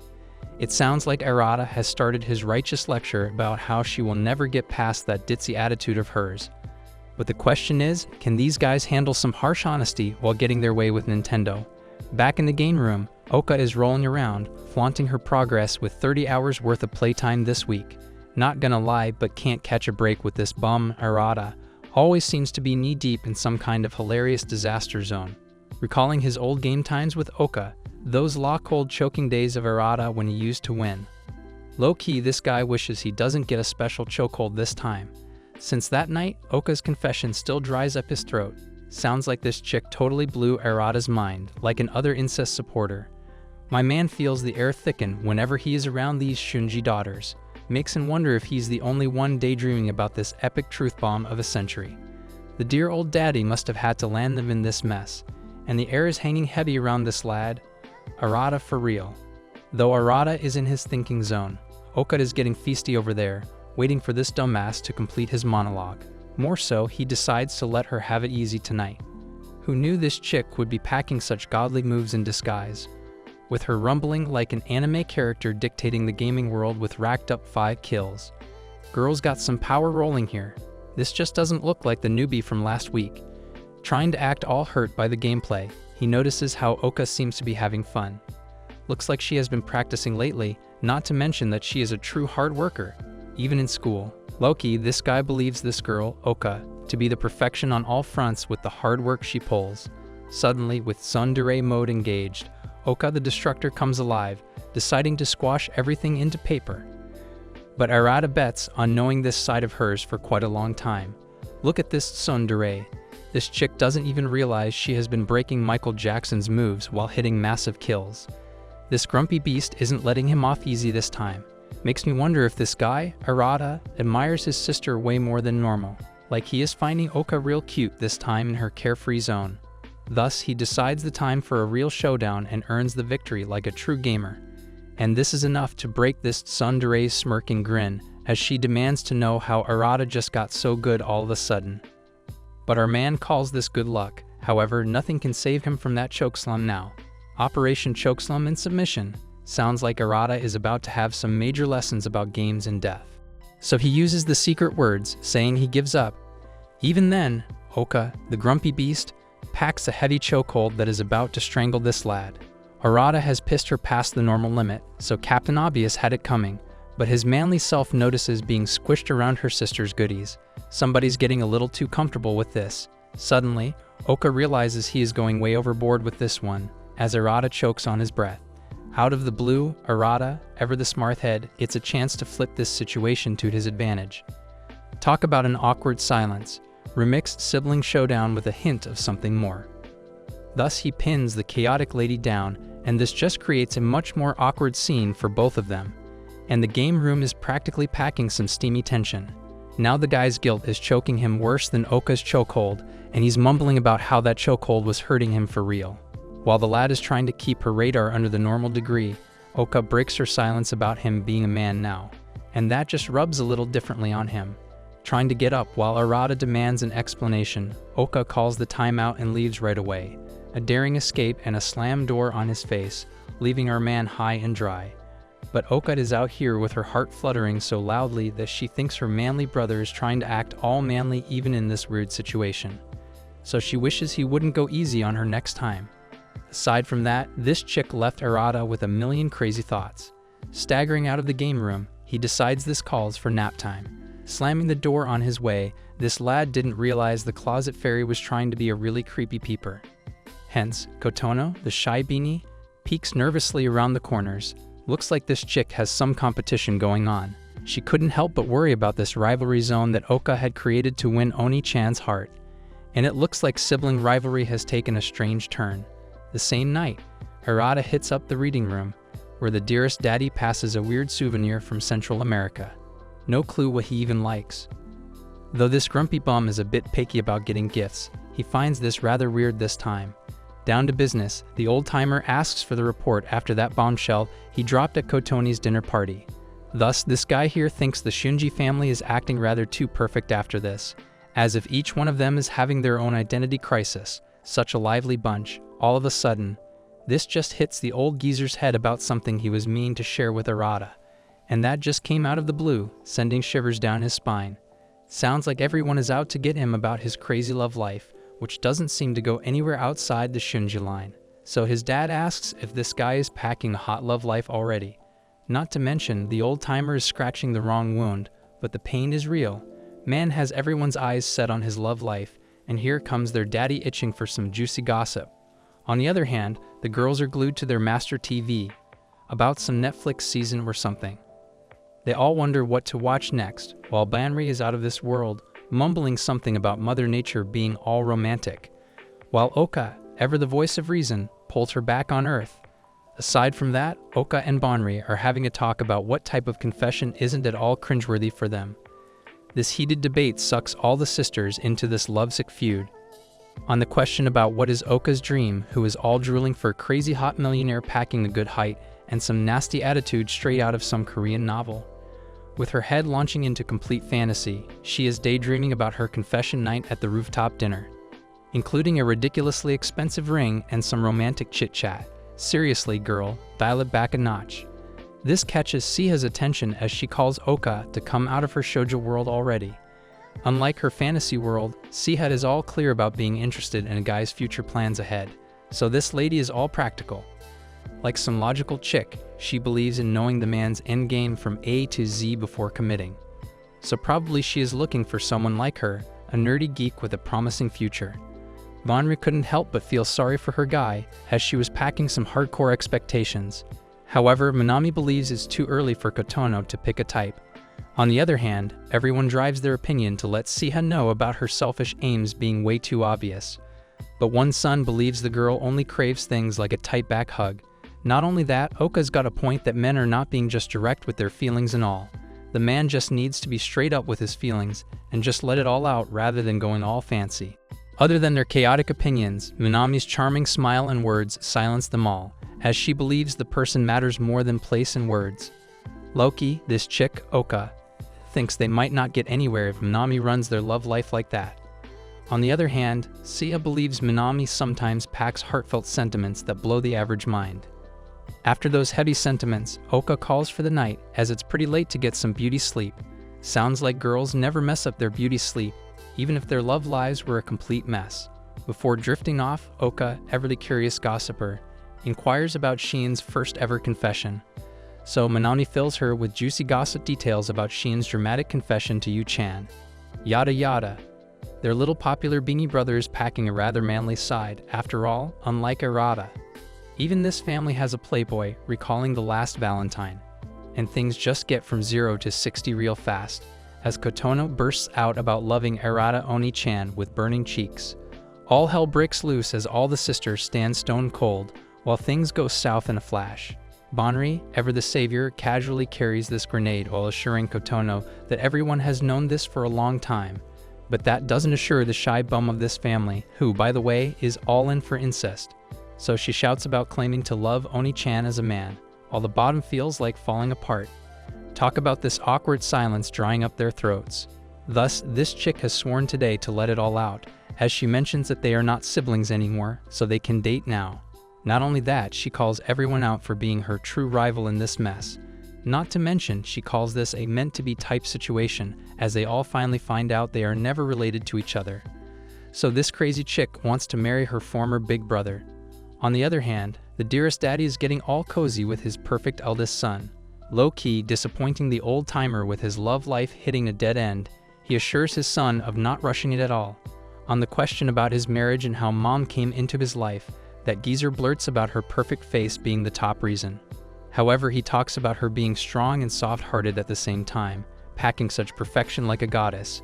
However, Arata thinks keeping only one photo of his beautiful wife doesn't add up to his story at all, while the old-timer believes no photographer could paint her beauty into these papers. Aside from that, he asks if Arata remembers about the promise of room 8, which their father is keeping secret for their adulthood. Our boy just can't let go of daddy's stash of secrets. He's already cooking up a million theories about what's hidden in that room. Even Arata, ever the good sport, respects his master plan to hold such crazy truths for a perfect time. But this goofball of a man believes things just don't make sense, and he can't just wrap his head around this. However, Arata, ever the righteous one, believes that as the eldest son, he will make sure all the siblings get their happily ever after. Packing a proud smile, their daddy believes in clearly making the right choice by picking Arata as the leader of this pack. Now let's rewind a few years ahead to this time. A young girl is getting ready to hit the cemetery, as it's that time of the year. Yep, sibling life is a roller coaster of late-night fights and morning makeups, with a dash full of tearful moments and belly laughs. Those tears and laughs mean much more to Arata even now. Arata still treasures his siblings more than anything else, while patting this tiny young girl, Chihiro. There is some girl that looks more or less like Bonri, though, but still, this mysterious wife of Arata has some explaining to do. The next day, Minami is packing a cute, sporty outfit to wear as her summer uniform. This athletic freak is going to blow everyone's mind while packing such an adorable smile. All of a sudden, this freshen-up guy scares the creeps out of her as Arata asks if she is up for some morning practice. Her eyes bugging out as if she had seen some ghost, Minami asks what's up with him so early in the morning. This lad over here surprises her with his new jogging routine. But Minami here is already in a rush, so she wishes him good luck with whatever. Out of the blue, Arata suddenly asks Minami about why she has been acting all strange lately. Thus, he reminds her little sister about how much she means to him, with all the tension about her inter-high tournament. Such a caring Oni-chan. So this sweaty freak asks for her mental check, which could totally wreck her performance on the stage. With her bag swooshing in the air, Minami, like a headless chicken on the loose, shouts about being all perfect and great. And she assures Oni-chan about her great mental health as she rushes in a hurry to somewhere she doesn't know. However, Arata already believes that something doesn't add up here, with all her chaotic anxiety feeling as the time gets near. Finally running far away from Oni-chan's eyes, Minami recalls last night's disaster when Kotono outright confessed her feelings for Arata. As that shy bum left all the sisters in a rather confused state, Bonri, ever the optimist, believes this little girl took the bachelorette to heart. But Siha, ever the voice of reason, does a double take on her sister, as she believes Kotono's packing some real deal over here. That 15-year-old shy girl just manages to raise her voice like that, so this just gets even more messy from now on. Thus, Sia asks all the ladies to suck it up and accept Kotono is not wandering under some short phase. But oh well, Vanri takes a stand here and tries to calm down everybody. Moreover, she asks everyone to lay low until she gets to the bottom of this. Later on the tennis court, the instructor notices Minami is a bit off in the game. Though the bystanders think Minami is getting all chaotic and scary with the inter-high coming up. This super serious athletic freak is about to ball this tennis court into hell. With all that yesterday's mess running in a loop like a broken record, Minami looks to be having a hard time focusing her stance. A sudden sprain halts her practice as she calls time out. Suddenly, the chatter gets closer as Minami finds some itsy-bitsy chicks circling around her, asking for her fitness secrets. With all these cheerful fans, she swoops in the chatter with a charming smile about hitting her bang-bang with a whoosh style. Suddenly, she notices her favorite Nao-senpai in the midst as she challenges her to some racket play. Not to mention, the loser would buy the juice after that. Nao-senpai couldn't believe her eyes as she looks at this plum-faced Minami, asking if she is getting cocky with time. After battling solo with her senpai, Minami bursts with laughter, calling her such a funny bum. These two tennis buddies are packing such hardcore friendships. One is a walking-talking vending machine, while the other is hoping to crash Minami's Wimbledon 5 years from now on. Nao-senpai calls this nostalgia about expecting a cocky prodigy from a middle school to join their court. And it's just true that Minami seems to be more cheeky than anyone else, but she packs some real hardcore talent. Not to mention, her crazy positive vibe cheers the whole court. With a loud sigh, she gives away a warm grin as she shares how grateful she is to find a junior like her. Looking at her beaming smile full of sadness, Nao-senpai wishes her good luck in taking the victory home.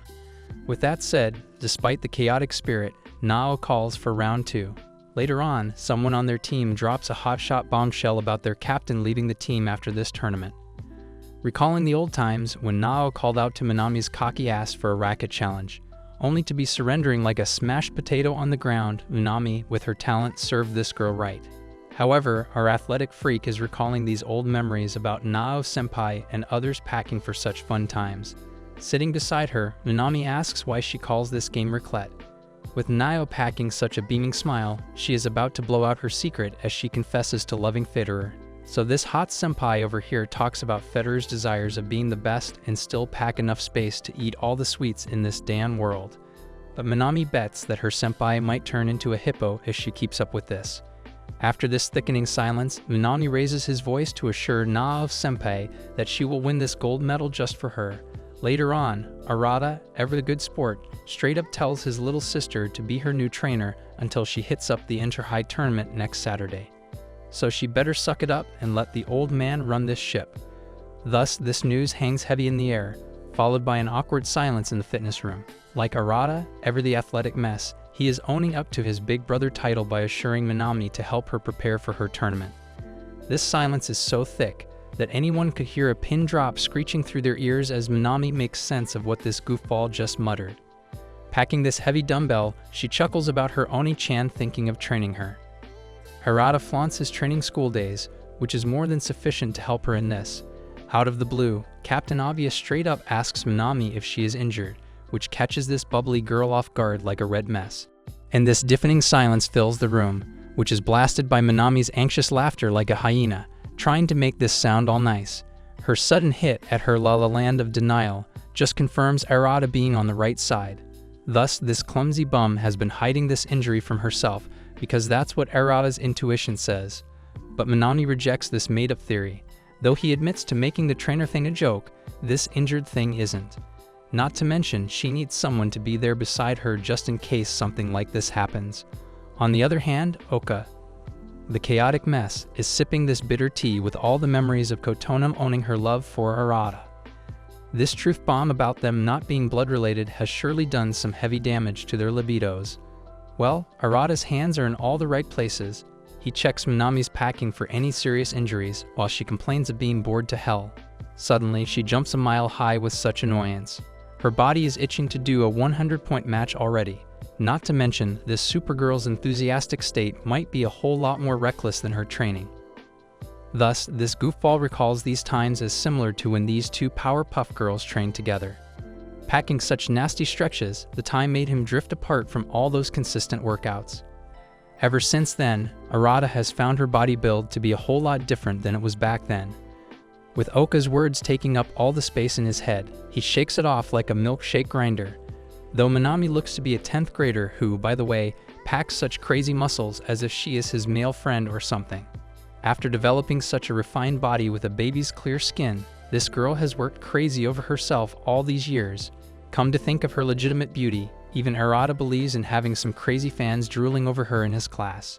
Trying to keep his mind on track, he asks Manami about her club teammates. But oh well, Arata didn't know all the burden of that dumb gold medal was resting on his little sister's shoulders. No wonder she is acting all crazy lately. With Arata's best intentions for Manami, he already expected her to say something just like that. Like her dear old brother knows his way around his little sister's crazy dense head. Like a superhero, he assures Manami to chill and not push herself to the beyond, if the worst comes to the worst. However, she promises to let her clubmates get the wind of this. But out of them all, valuing things rather differently, she claims her love for tennis with all her heart and soul. Hence, this tournament means so much more to her than anyone else. Not to mention, this small school does not pack enough good players and puts all the pressure on her lane. With a determined glint in her eyes, she admits having someone in her mind that makes her want to score this win badly. And this deafening silence leaves Arata with a million thoughts, catching Manami off guard. Ever the clumsy dimwit, Manami jumps a mile high in its awkward zone, trying to clear this mess. She assures her Oni-chan of taking good care of her injuries. Thus, she claims she can still pack in some good training rounds while pushing herself to get better rather quickly. Again, with all the brotherly rumbling about checking that injury out, this just makes Arata stand out more than any other sibling. Calling her the perfectionist, she hears Arata mumble about some career-threatening injuries, which is no joke whatsoever.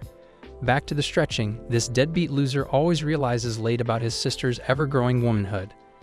Especially when the goodies are at stake. Even Manami has some areas that feel softer than marshmallows, as she asks if this is getting harder for Oni-chan. Not to mention, Captain Obvious cannot just expect anyone to get the hint, as he asks Manami to pack shame for her age.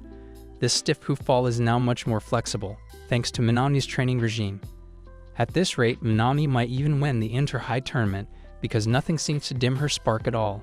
After their workout session, Arata is left with his messed up thoughts about Manami's never-changing personality, even after finding they were all just adopted.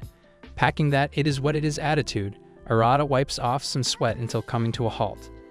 And this is where things get a bit awkward when Kotono meets her desperate eyes with her Oni-chan in the hallway.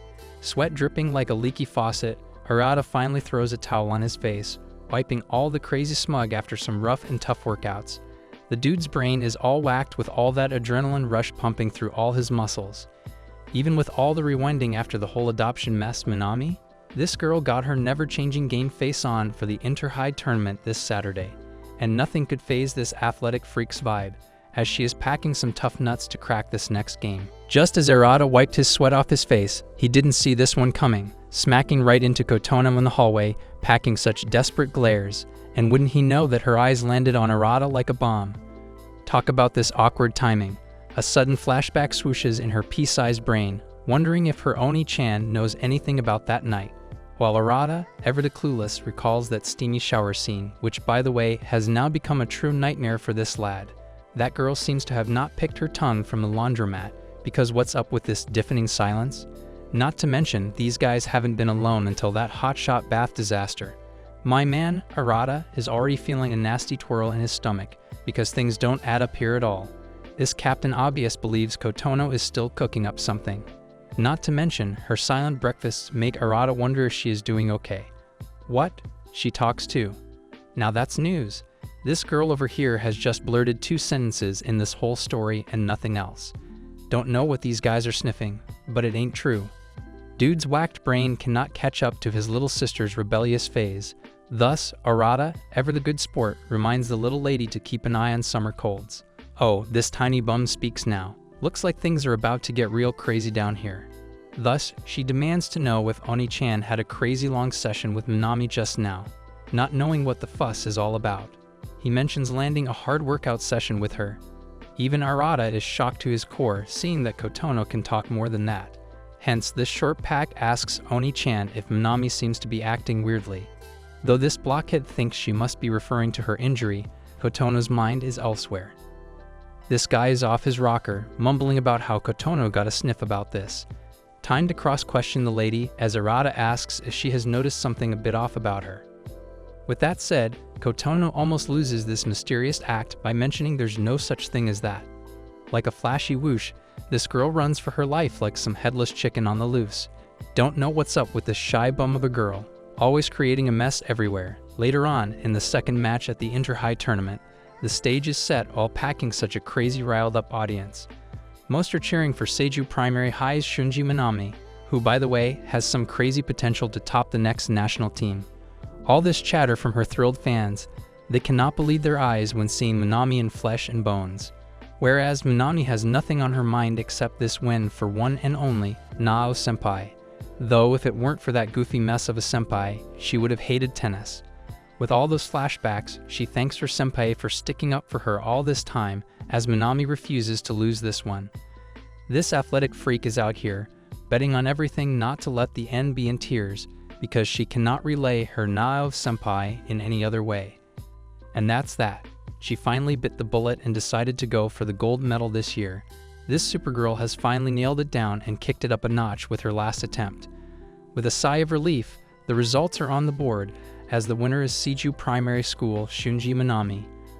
With all the commotion about not believing this day could ever come, they all praise their captain's throw for being on point. Thus, their confidence is booming, as they are sure to win this championship this time. It took them 3 years, but they finally managed to score this time. Thus, Nao Senpai, packing this proud smile, thanks Minami for this one, while this athletic bum believes in teamwork. So everyone looks excited for the finals, promising to give their best to the finals. Minami, the usual sunshine, is suddenly a nervous wreck. Who knew this goofball could sell her tongue just like that? Even Nao Senpai is left with a million thoughts, noticing her rock star not acting like her usual cool self. On the other hand, Banri, the hotshot one son, wishes Arata a very good morning. Even Arata cannot stop himself from commenting on her nasty clothes. Thus, this lad reminds the old lady to pack some pants above those undies if she wants to wander around the house. With a loud sigh, she assures this dimwit about being Calvin Klein, which makes it alright. Aside from that, she asks if he is done with his morning routine. However, Arata is more concerned about Banri's breakfast being just cereal. Although his breakfast looks like 3 to 4 girls could fill their appetite with a burp.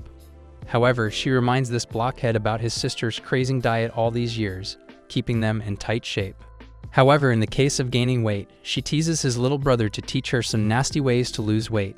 Dude's packing such a weak brotherly defense that Banri could suck this dimwit up for breakfast. Other than that, Arata asks about Minami, as Banri mentions her leaving for the final match in a rush. Can't believe this dude's racked up brain could forget about Minami's final match of the Inter-High tournament. but our reliable one-son has fed her nicely before she jumps out to do pow-pow like always. All of a sudden, Sia barges in, asking about seeing Manami, who is probably late for the match. Although these dudes were damn sure about her rushing out for her final match, this seems rather unlikely on her part.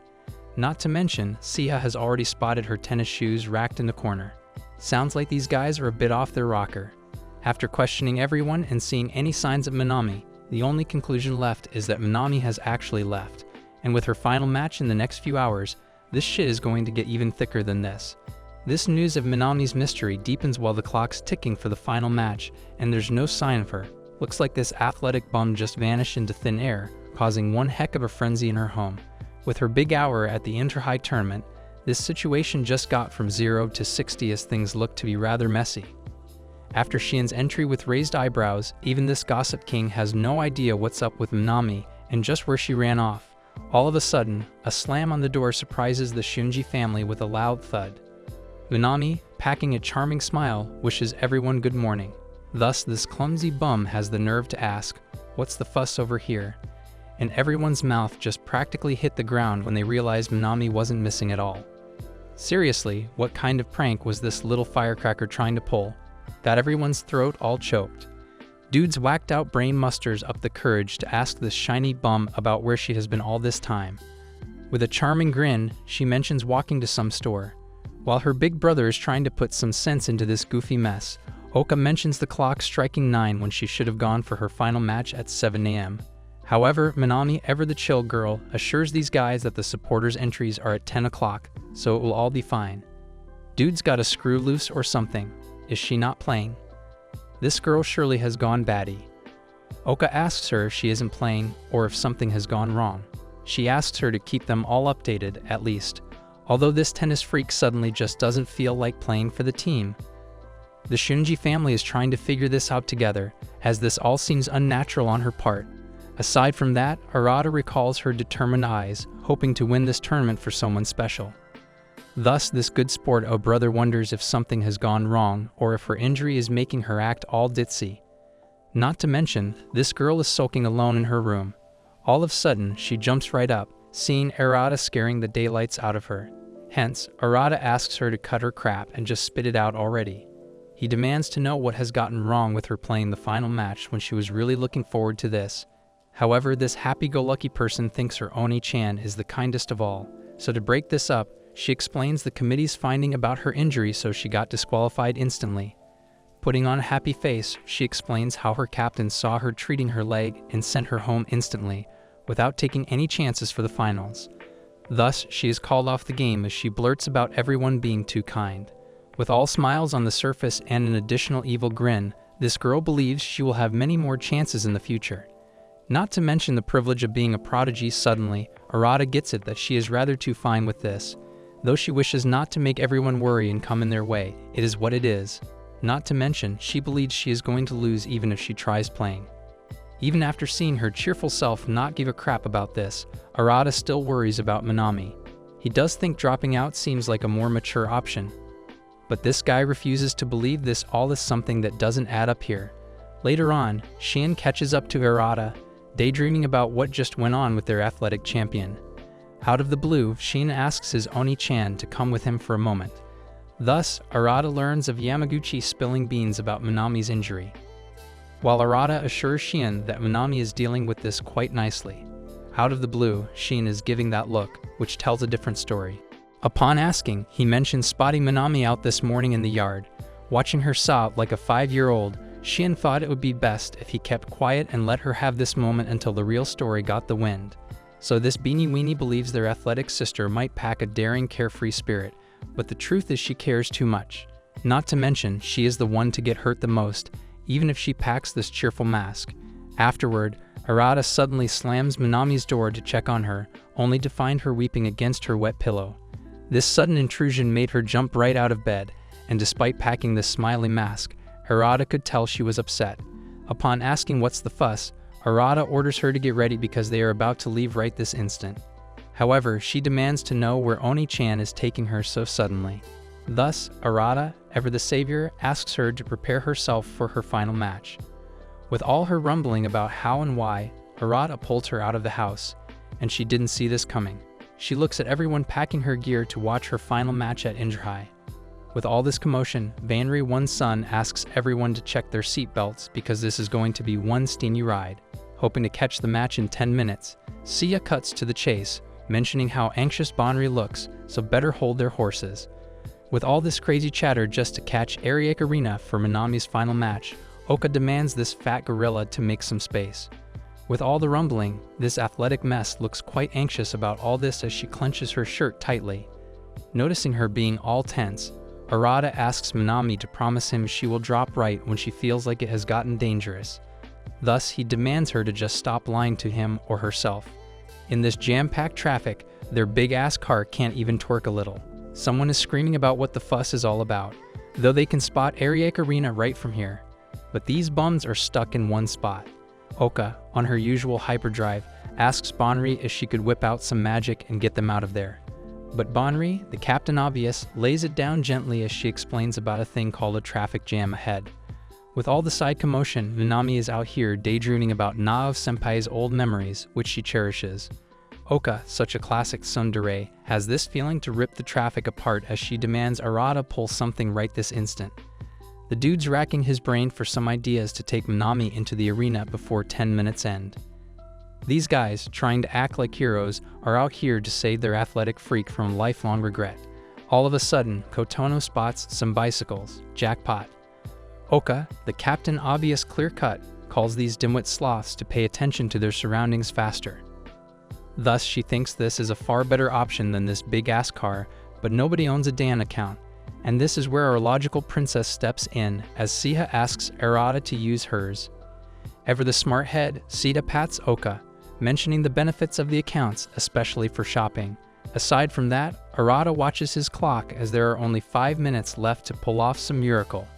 With a sudden grab of Minami's hand, Arata pulls her out right this instant with Siha's smartphone. A loud shout from Shion assures Arata, as he mentions getting her stuff to her on time. Hence, this hyperactive goofball tells Shion that he is counting on him. Even then, this beaming girl Minami is suddenly a nervous wreck with the immense pressure of making it into Interhigh. With a loud thud, these two run off to join the final match in Ariake Arena, and things just take a fast turn. Minami cannot hold herself from asking why her Oni-chan is trying so hard. Catching his breath, he reminds Minami about 5th grade's Mother's Day, where they learned to write thank you letters. This guy recalls the sad time when they all wanted to give her cards, but her sudden passing made it all worse. Even Oka cried so much that she couldn't even spell her name properly. Unlike everyone else, Arata remembers Minami writing the letter down from scratch, all nicely for Mom. Not to mention, this cheerful, positive mess of a girl wrote a big-ass letter to Mom about being grateful for her, making her brothers and sisters even closer. So to cut short, Arata describes how, in her absence, they all always had to pitch in to fill her role. Arata couldn't help but see Minami as their irreplaceable ray of sunshine, as she truly is a fighter. Despite the ever-present smiles on the surface, this girl could suck it all up and never let anyone get a hint about her burdens. Even when she got physically hurt, Arata noticed her smiling, being her cheerful self while trying to mask her pain. This dimwit made everyone think she is some sort of airhead, whose head is forever more stuck in clouds. Though Minami isn't about to let this insult slide, she keeps her cool, as her Oni-chan is trying his best to make this all better again. But since that day, Arata has started noticing Minami putting her dying efforts into the training without any sign of pain. This guy believes she is the best hardworking freak he has ever seen, as he always finds her giving her best, filled with loads of confidence. And even with his breath choking him, this goofball admires her resilience and respects her from the heart. Arata knew Minami wasn't letting this airhead comment fly, but this would be for later. Moreover, he wishes she gets whatever she craves, and if it's the Interhigh tournament, then so be it.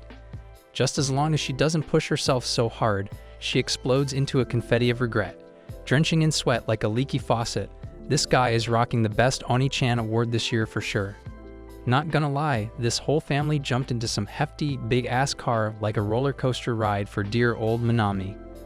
But her Oni-chan with this rocking bicycle got her back, who is ready to bust his butt out here to help Minami chase her dreams. Talk about the ultimate good sport.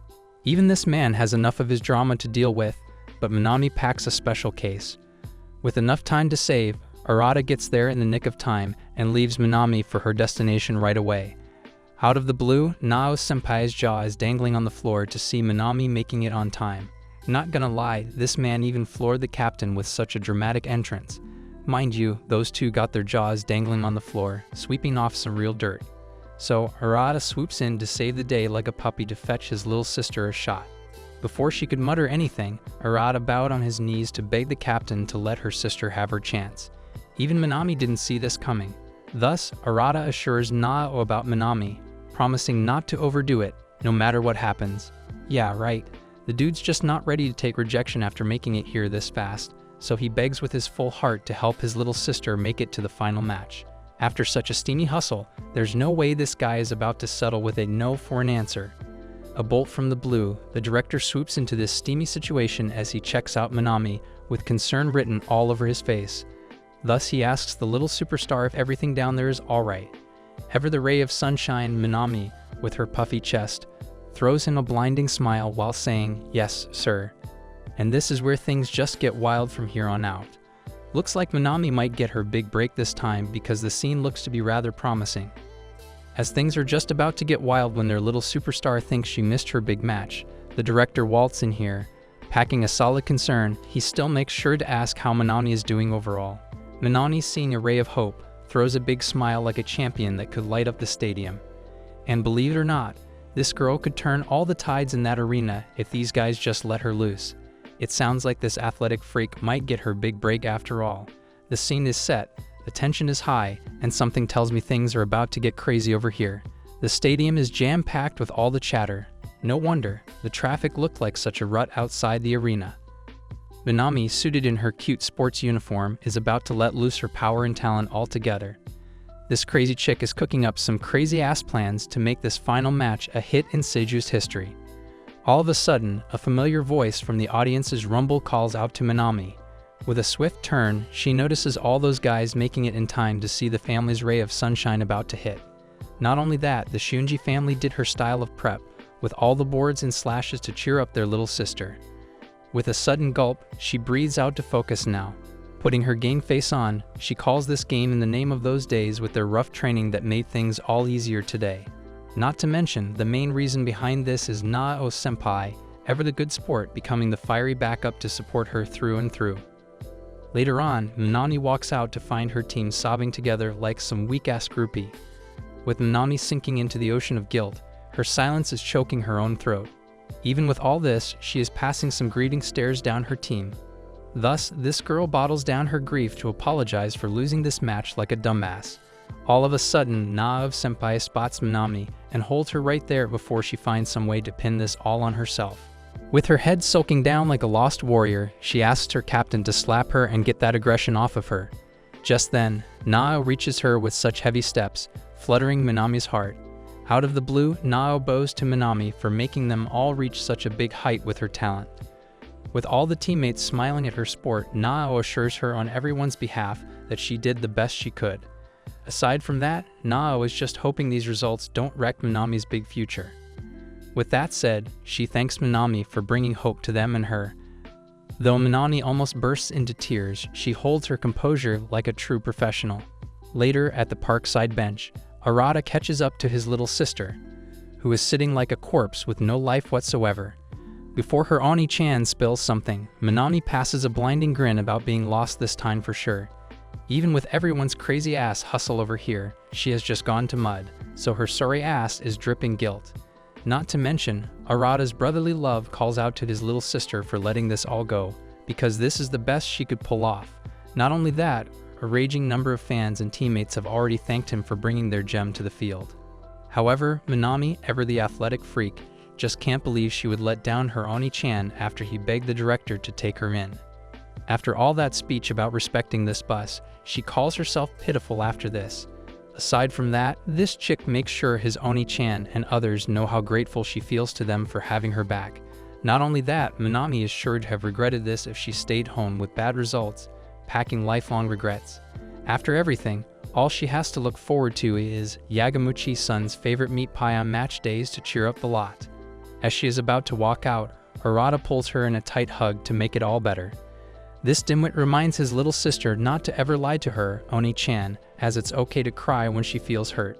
And that's that.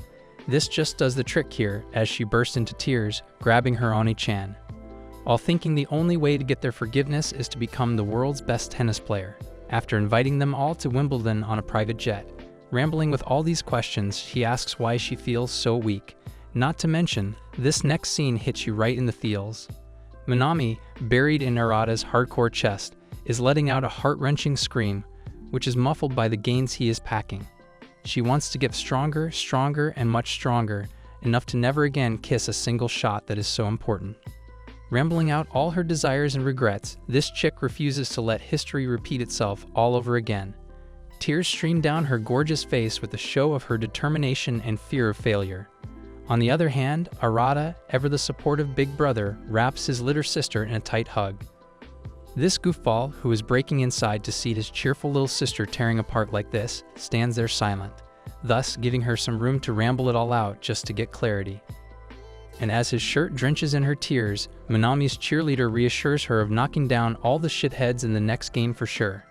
Not to mention, this rocking big bro bets on her athletic freak of a sister that she would become a little too strong even for him. Just like an amazing athlete, she always dreams of being. However, he assures her it's not too late until she flies off to Wimbledon to have this crazy big match. She hears him all out, with no doubt in his voice, and she can practically feel the love and belief radiating off of his words. Tears stream down Manami's gorgeous face as she shoves her face into Arata's jacked-up chest as she sobs like a 3-year-old.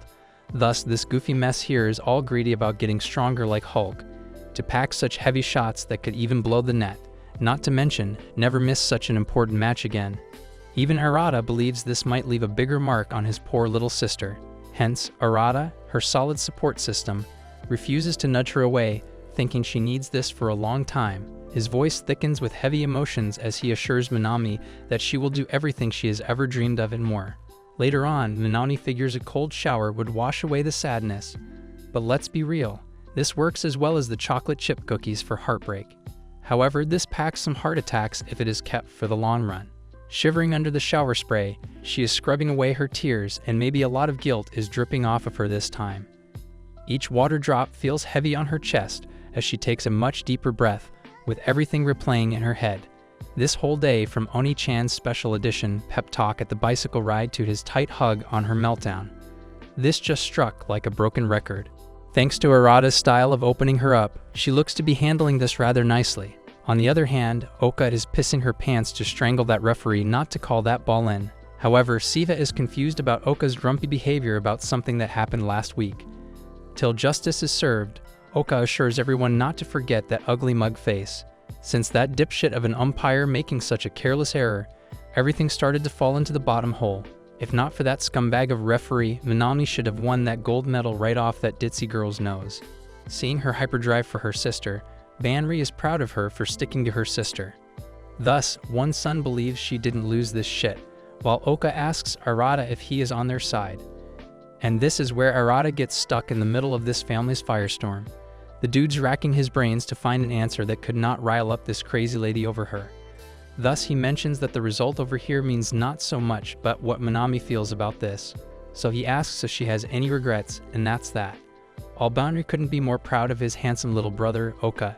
Even the fiery heart believes that Arata is sounding more and more like their dear old daddy. All of a sudden, everyone notices Manami creeping out of that wall, like a crazy peeper, hearing everything. So Oka jumps to ask the famous tennis player who made that outstanding shot if it was in or not. Seriously, girl, let it go. Not gonna lie, this umpire messed up big time, and these guys have to serve time with Oka's grumpy moods all week. Just like her old self, this nonchalant, cheerful mess is alright either way. On the other hand, Oka is boiling like a volcano just about to erupt, as she exclaims about her performance in question. But Manami lets this one slide as she assures her of having plenty of human errors involved, including her arrogance getting in their way. Oka, itching in her skin, hears Siha and Banri's sarcastic comments to let this shit roll away and suck it all up.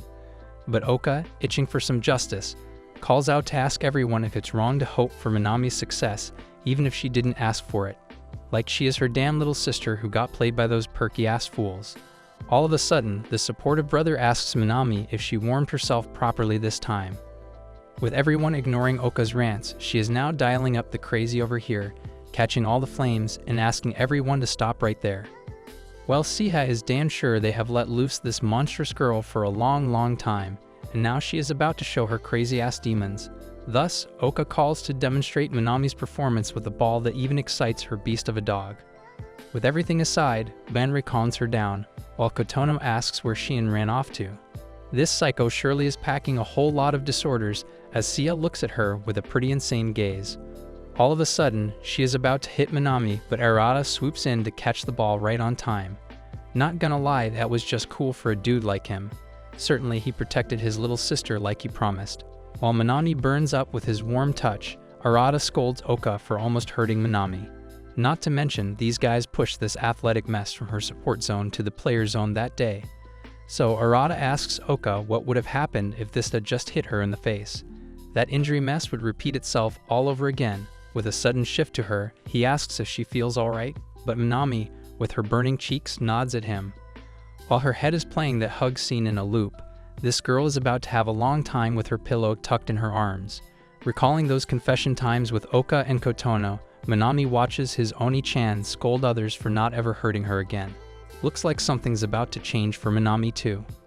With her heart thinking so loudly, she grips her shiny legs, remembering that warm hug. She looks to be lost in the chain of her thoughts, letting her feelings loose, asking if this could even be possible. Other than that, she gives away a blinding smile to her dear Oni-chan. On the other hand, Kotono, ever the shy mess, just cannot sleep after watching Arata take such great care of Manami. Looks like she is about to add a new rival to her list in the race to win Oni-chan's heart. From her outright confession to remembering to ask Arata about Manami's strange behavior, her eyes get a bit warm. All of a sudden, a knock makes her jump right out of her seat. Even she is having a hard time believing who this would be. Thus, creaking her door open, she finds Oka suddenly standing before her entrance with an awkward silence. With a determined gaze, Oka tells Kotono that she has a lot to say to her, and things look to be packing much more heat. With a loud knock in Kotono's room, even she is spooked out at who could be awake at this hour. Thus, she cracks open her door, and guess who is on the other end? It's none other than our fireball, Oka, whose awakened eyes have forgotten to sleep. With an awkward silence cutting her way through this room, these two lovesick girls stare into each other's eyes. All of a sudden, Oka decides to break the ice with a determined glint in her eyes. Though, judging by the look on her face, she is out here to set the score or something. Looks like this fiery mess has a lot going on and has packed a whole lot of stuff to say to Kotono. Not gonna lie, this drama is about to escalate like a nuclear bombshell about to lose.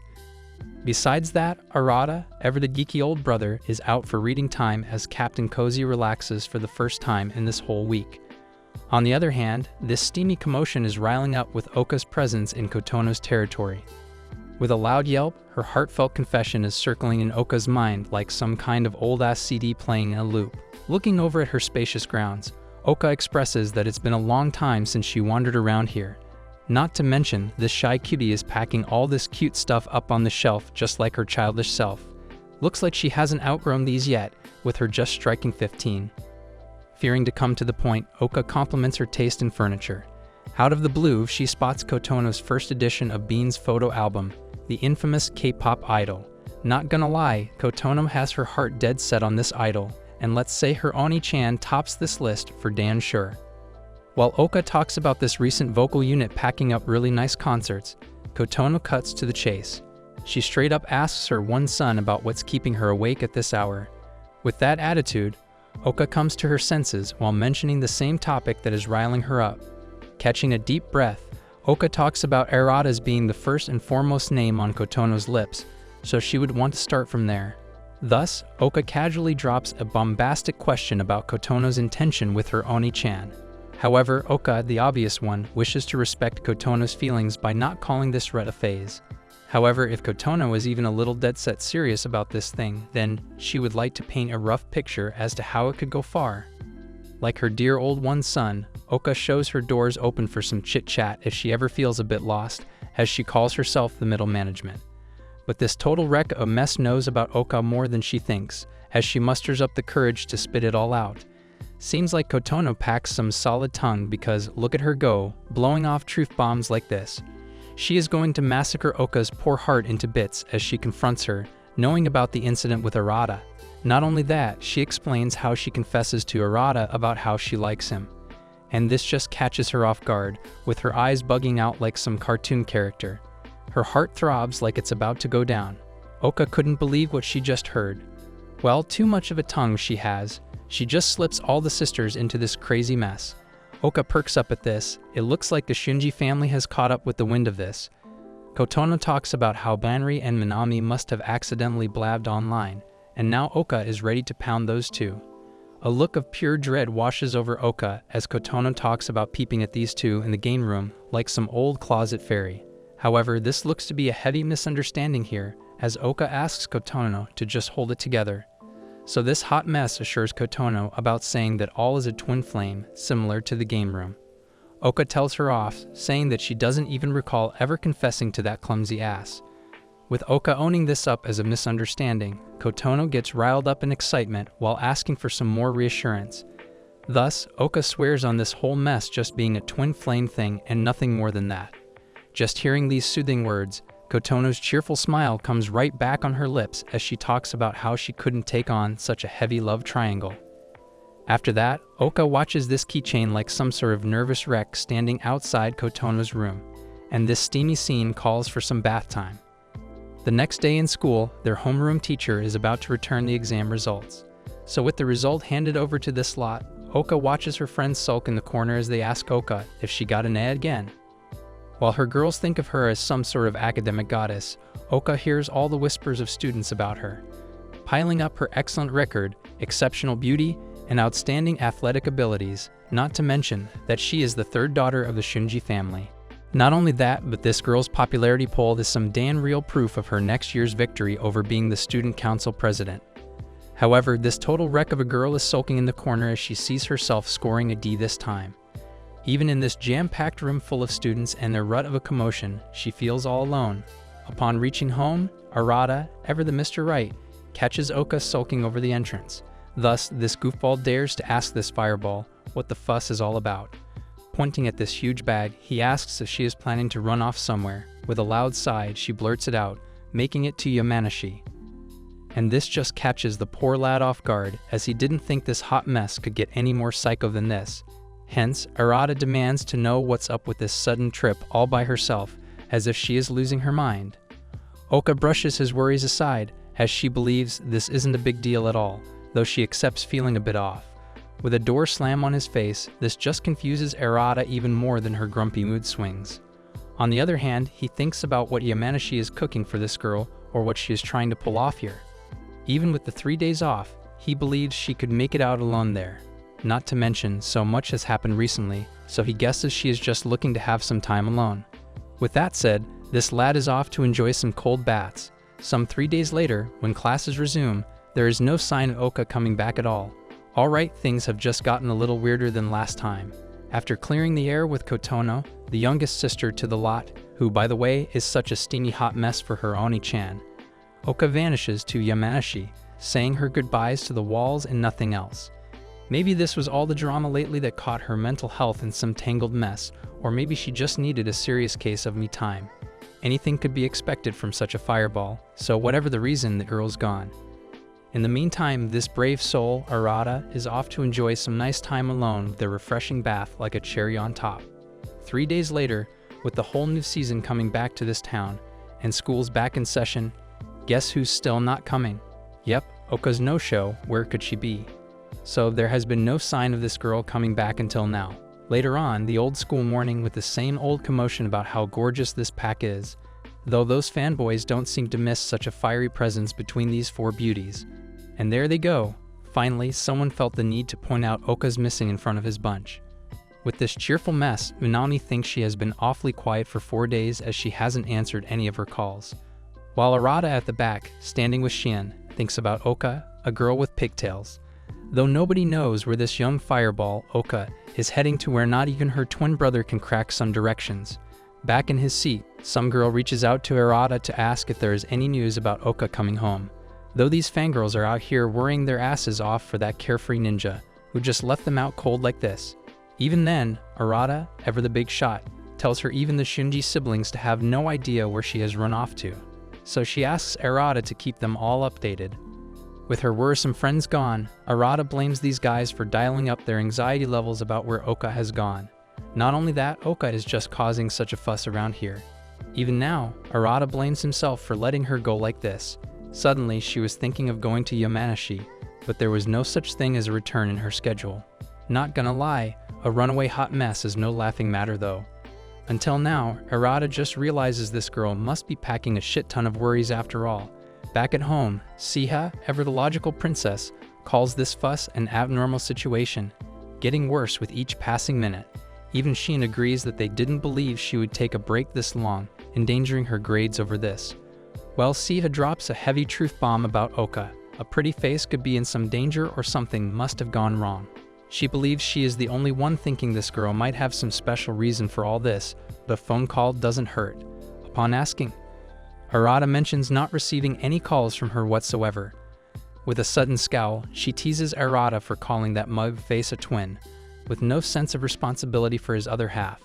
However, Arata is the most surprising one here, as he is shocked to see Siha reaching for all the wrong reasons and not sticking to positive thoughts. All of a sudden, Banri, the superwoman of the Shunji family, talks about using a GPS tracker since the last time Oka lost her phone. And this just makes it even crazy, as they all spot Oka at Mount Fuji for no damn reason. This guy over here demands to know what's up with this dimwit doing it all on her own. Shin thinks it could be a straight-up error, but this is Yamanashi's prefectural border. The shock seems to freeze the very air around her, leaving them cold and lifeless as stones. And this horror gets worse as they all come to their conclusions. While Sia believes she noticed her worrying face back then, the rest are outright shocked about Oka running into the sea of trees. Shin, ever the voice of reason, asks them all to wash their worrisome faces because it's Oka they're talking about. That chick could circle back the world with no wood whatsoever.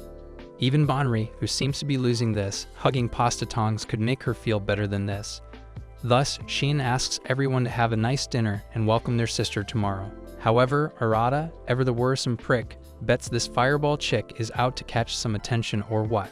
That idiot straight up hit Mount Fuji out of all the places for more than 3 days. He couldn't even see if she had cracked her brains or what. Thus, this guy demands to know what is going on in her pea-sized brain. On the other hand, Oka, as a stoic, is enjoying a steamy bath on Mount Fuji, leaving her worries behind. Coming back to her motel, she apologizes for her extra night stay here, as the old lady assures her of going home safely. Not to mention, the hotel's owner talks about no one coming here for consecutive days, especially not high school girl. Well, Oka opens up to this kind lady about seeing something she has been longing for. Grabbing this keychain tightly, she gazes down the mountains, thinking about when the moment will come. Looks like this girl, Oka, is leaving so many things behind here, with a yearning in her eyes. On the other hand, Arata, the reckless one, is packed with bags and outfits, ready to storm out just like their fearsome bunnies some days ago. He mentions taking the express bus leaving at 1900 as he has decided to go look for her twin sister. While Banri tries to pull some senses out of this blockhead, Arata thinks it's better if she comes back safe and sound before school starts. With that said, he asks one son to keep her updated about Oka's sudden location changes. Out of the blue, Sia barges in on them, asking Arata to take care of that chaotic freak. Thus, he sets out on his journey as he asks this runaway girl to wait for her twin brother to catch up. Although Binary is trying her best to crack some sense into this blockhead, who thinks the most important thing is getting that fireball mess, Oka goes back home. Even at this ungodly hour, his twin flame is not resting in peace in this block of home. Thus, Arata has made up his mind to get her twin sister home safe and sound before the school bell rings. Like dude has got some priorities, so the siblings come first for the eldest son of the Shunji family. Moreover, Arata, ever the smart head, asks Banri to keep tabs on even Oka's little footsteps over that GPS tracker thingy. With knowing her latest location, it will be easy to wreck her adventure as she left them all out on this one. All of a sudden, Sia burst in like a bull, ordering his little brother not to come back without that ditzy dimwit enjoying Mount Fuji alone. Just get the wrangled chaotic freak back home. Sia wishes him good luck with that express bus at 1900. Thus, Arata, with his puffed-up chest, sets off on his quest, hoping to catch Oka red-handed. With her runaway ass showing up before him, he will make sure that Rut knows a thing or two about phone calls. Upon reaching her Dan location, Arata gives off eyes like daggers at Oka, leaving her high and dry. With the granny packing up some tasty treats for newcomers, Oka demands to know why Arata has made a sudden entrance over here. Starting his small talk, he talks about buying these amazing outdoor boots for such a hike like this when they visited Canada. Not to mention, this guy is shocked to his core for reaching this fast, like an hour from the 5th station to the 8th. Thus, she calls him Gorilla, asking what made him come all the way here. Trying to unpack on the floor, he asks Oka to use her brain for some answers as to why she made her twin brother come all the way here. Her face goes completely black with shock as she stares at him, utterly speechless and frozen cold. When this guy, Arata, confronts her about coming to look for her. Even after a day has passed, this seems like a better option to come check up on her ass, though this hot mess of a chick has some attitude to dare ask this man's patience levels. She reminds him not to ask for such stunts, while Arata is off busy, booking a suite for just the two of them, so he can crack some sense into this young woman. With bursting like a volcano right beside him, Arata's head is stuck in the clouds as this lad refuses to react to her mess. With the nights here ever colder in the summer, Arata believes this place looks rather cozy. No wonder she didn't want to come back at all, while Arata prepares his manly head about staying up at night beside Oka together. His rushed decision got them stuck together for the night, while Oka is in her most grumpy mood. Not to mention, this is quite an awkward thing after she ran away just like that. With her on the side, this guy is thinking of landing some hardcore punches to set his mind right on track. Out of the blue, Oka orders Arata to keep a nosy self at his side. Not only that, she asks her twin brother to block his eyes so she could change her clothes, or else some candle ice might be enough to stake her sight. All of a sudden, this goofball apologizes for making her much more uncomfortable than she already is. With his clenching teeth, he thinks if Oka is really changing back here. However, this brotherly mess here wants to gauge his eye out, as he understands this shouldn't bother any brother at all. With that said, this fireball packs up for the night beside her brother, who seems to have all these running thoughts. She spots Oka trying to sleep it off, so Arata asks her to say goodbye to her presidency days as she took a day off from school so easily. But oh well, ever the good sport, Arata assures Oka of taking her home tomorrow. However, this girl never mentioned going home ever. With that aside, he demands to know what the fuss is all about. Not to mention, this girl refuses to mouth a word out, even after Arata is rambling with all these questions in the air. He asks the reason behind coming this far while asking her not to start with some prophecy shit. With no answer whatsoever, Arata sighs loudly as he sulks inside his sheet. All of a sudden, she asks if everyone got worried, passing a half-assed smile about hearing some response from this corpse beside him. So he explains how much Bonri felt anxious to the point that she started hugging her pasta tongs thinking if it was Oka. That makes her burst into laughter. After that, she asks Arata if he has heard about Dad ever mentioning meeting Mom on Mount Fuji. She talks about her mom being sick, so their dad gave her a piggyback ride down the mountain. With her voice leaking so many thoughts, she explains how this sounds so enchanting as how her parents meet in this strange place. Moving on, this girl, who looks to be up for some deep talk, asks if Arata ever believes in soulmates. Not only that, she believes that person could be anyone, even among the siblings. Well, Arata needs some reality check, while Oka is just talking about a million possibilities, just like Kotona falling for him. Suddenly, her question is rambling in his mind like some kind of train wreck. Arata remembers asking why she suddenly left for this half-ass adventure. Though this goofball is damn sure Oka is packing all the right reasons for this. On the other hand, there is a possibility of never caring for a reason, as she finds everything not being a big deal. With a loud sigh, he just can't catch the drift of this smart-head woman who, no doubt, is greatly admired back there. While tucking her up real nice, he whispers to her, trying not to catch a cold. The next day, this guy wakes up in the mountains all alone as he finds Oka ditching his twin brother like some crazy ass bum with a letter. Leaving her brother high and dry, freezing in this cold, he demands to know where this stupid bum has gone off to now. Thus, he decides to open her letter first that says she is going to hit home first. With a loud sigh of relief, Oka out here hikes down Mount Fuji while rambling down this gorgeous sight.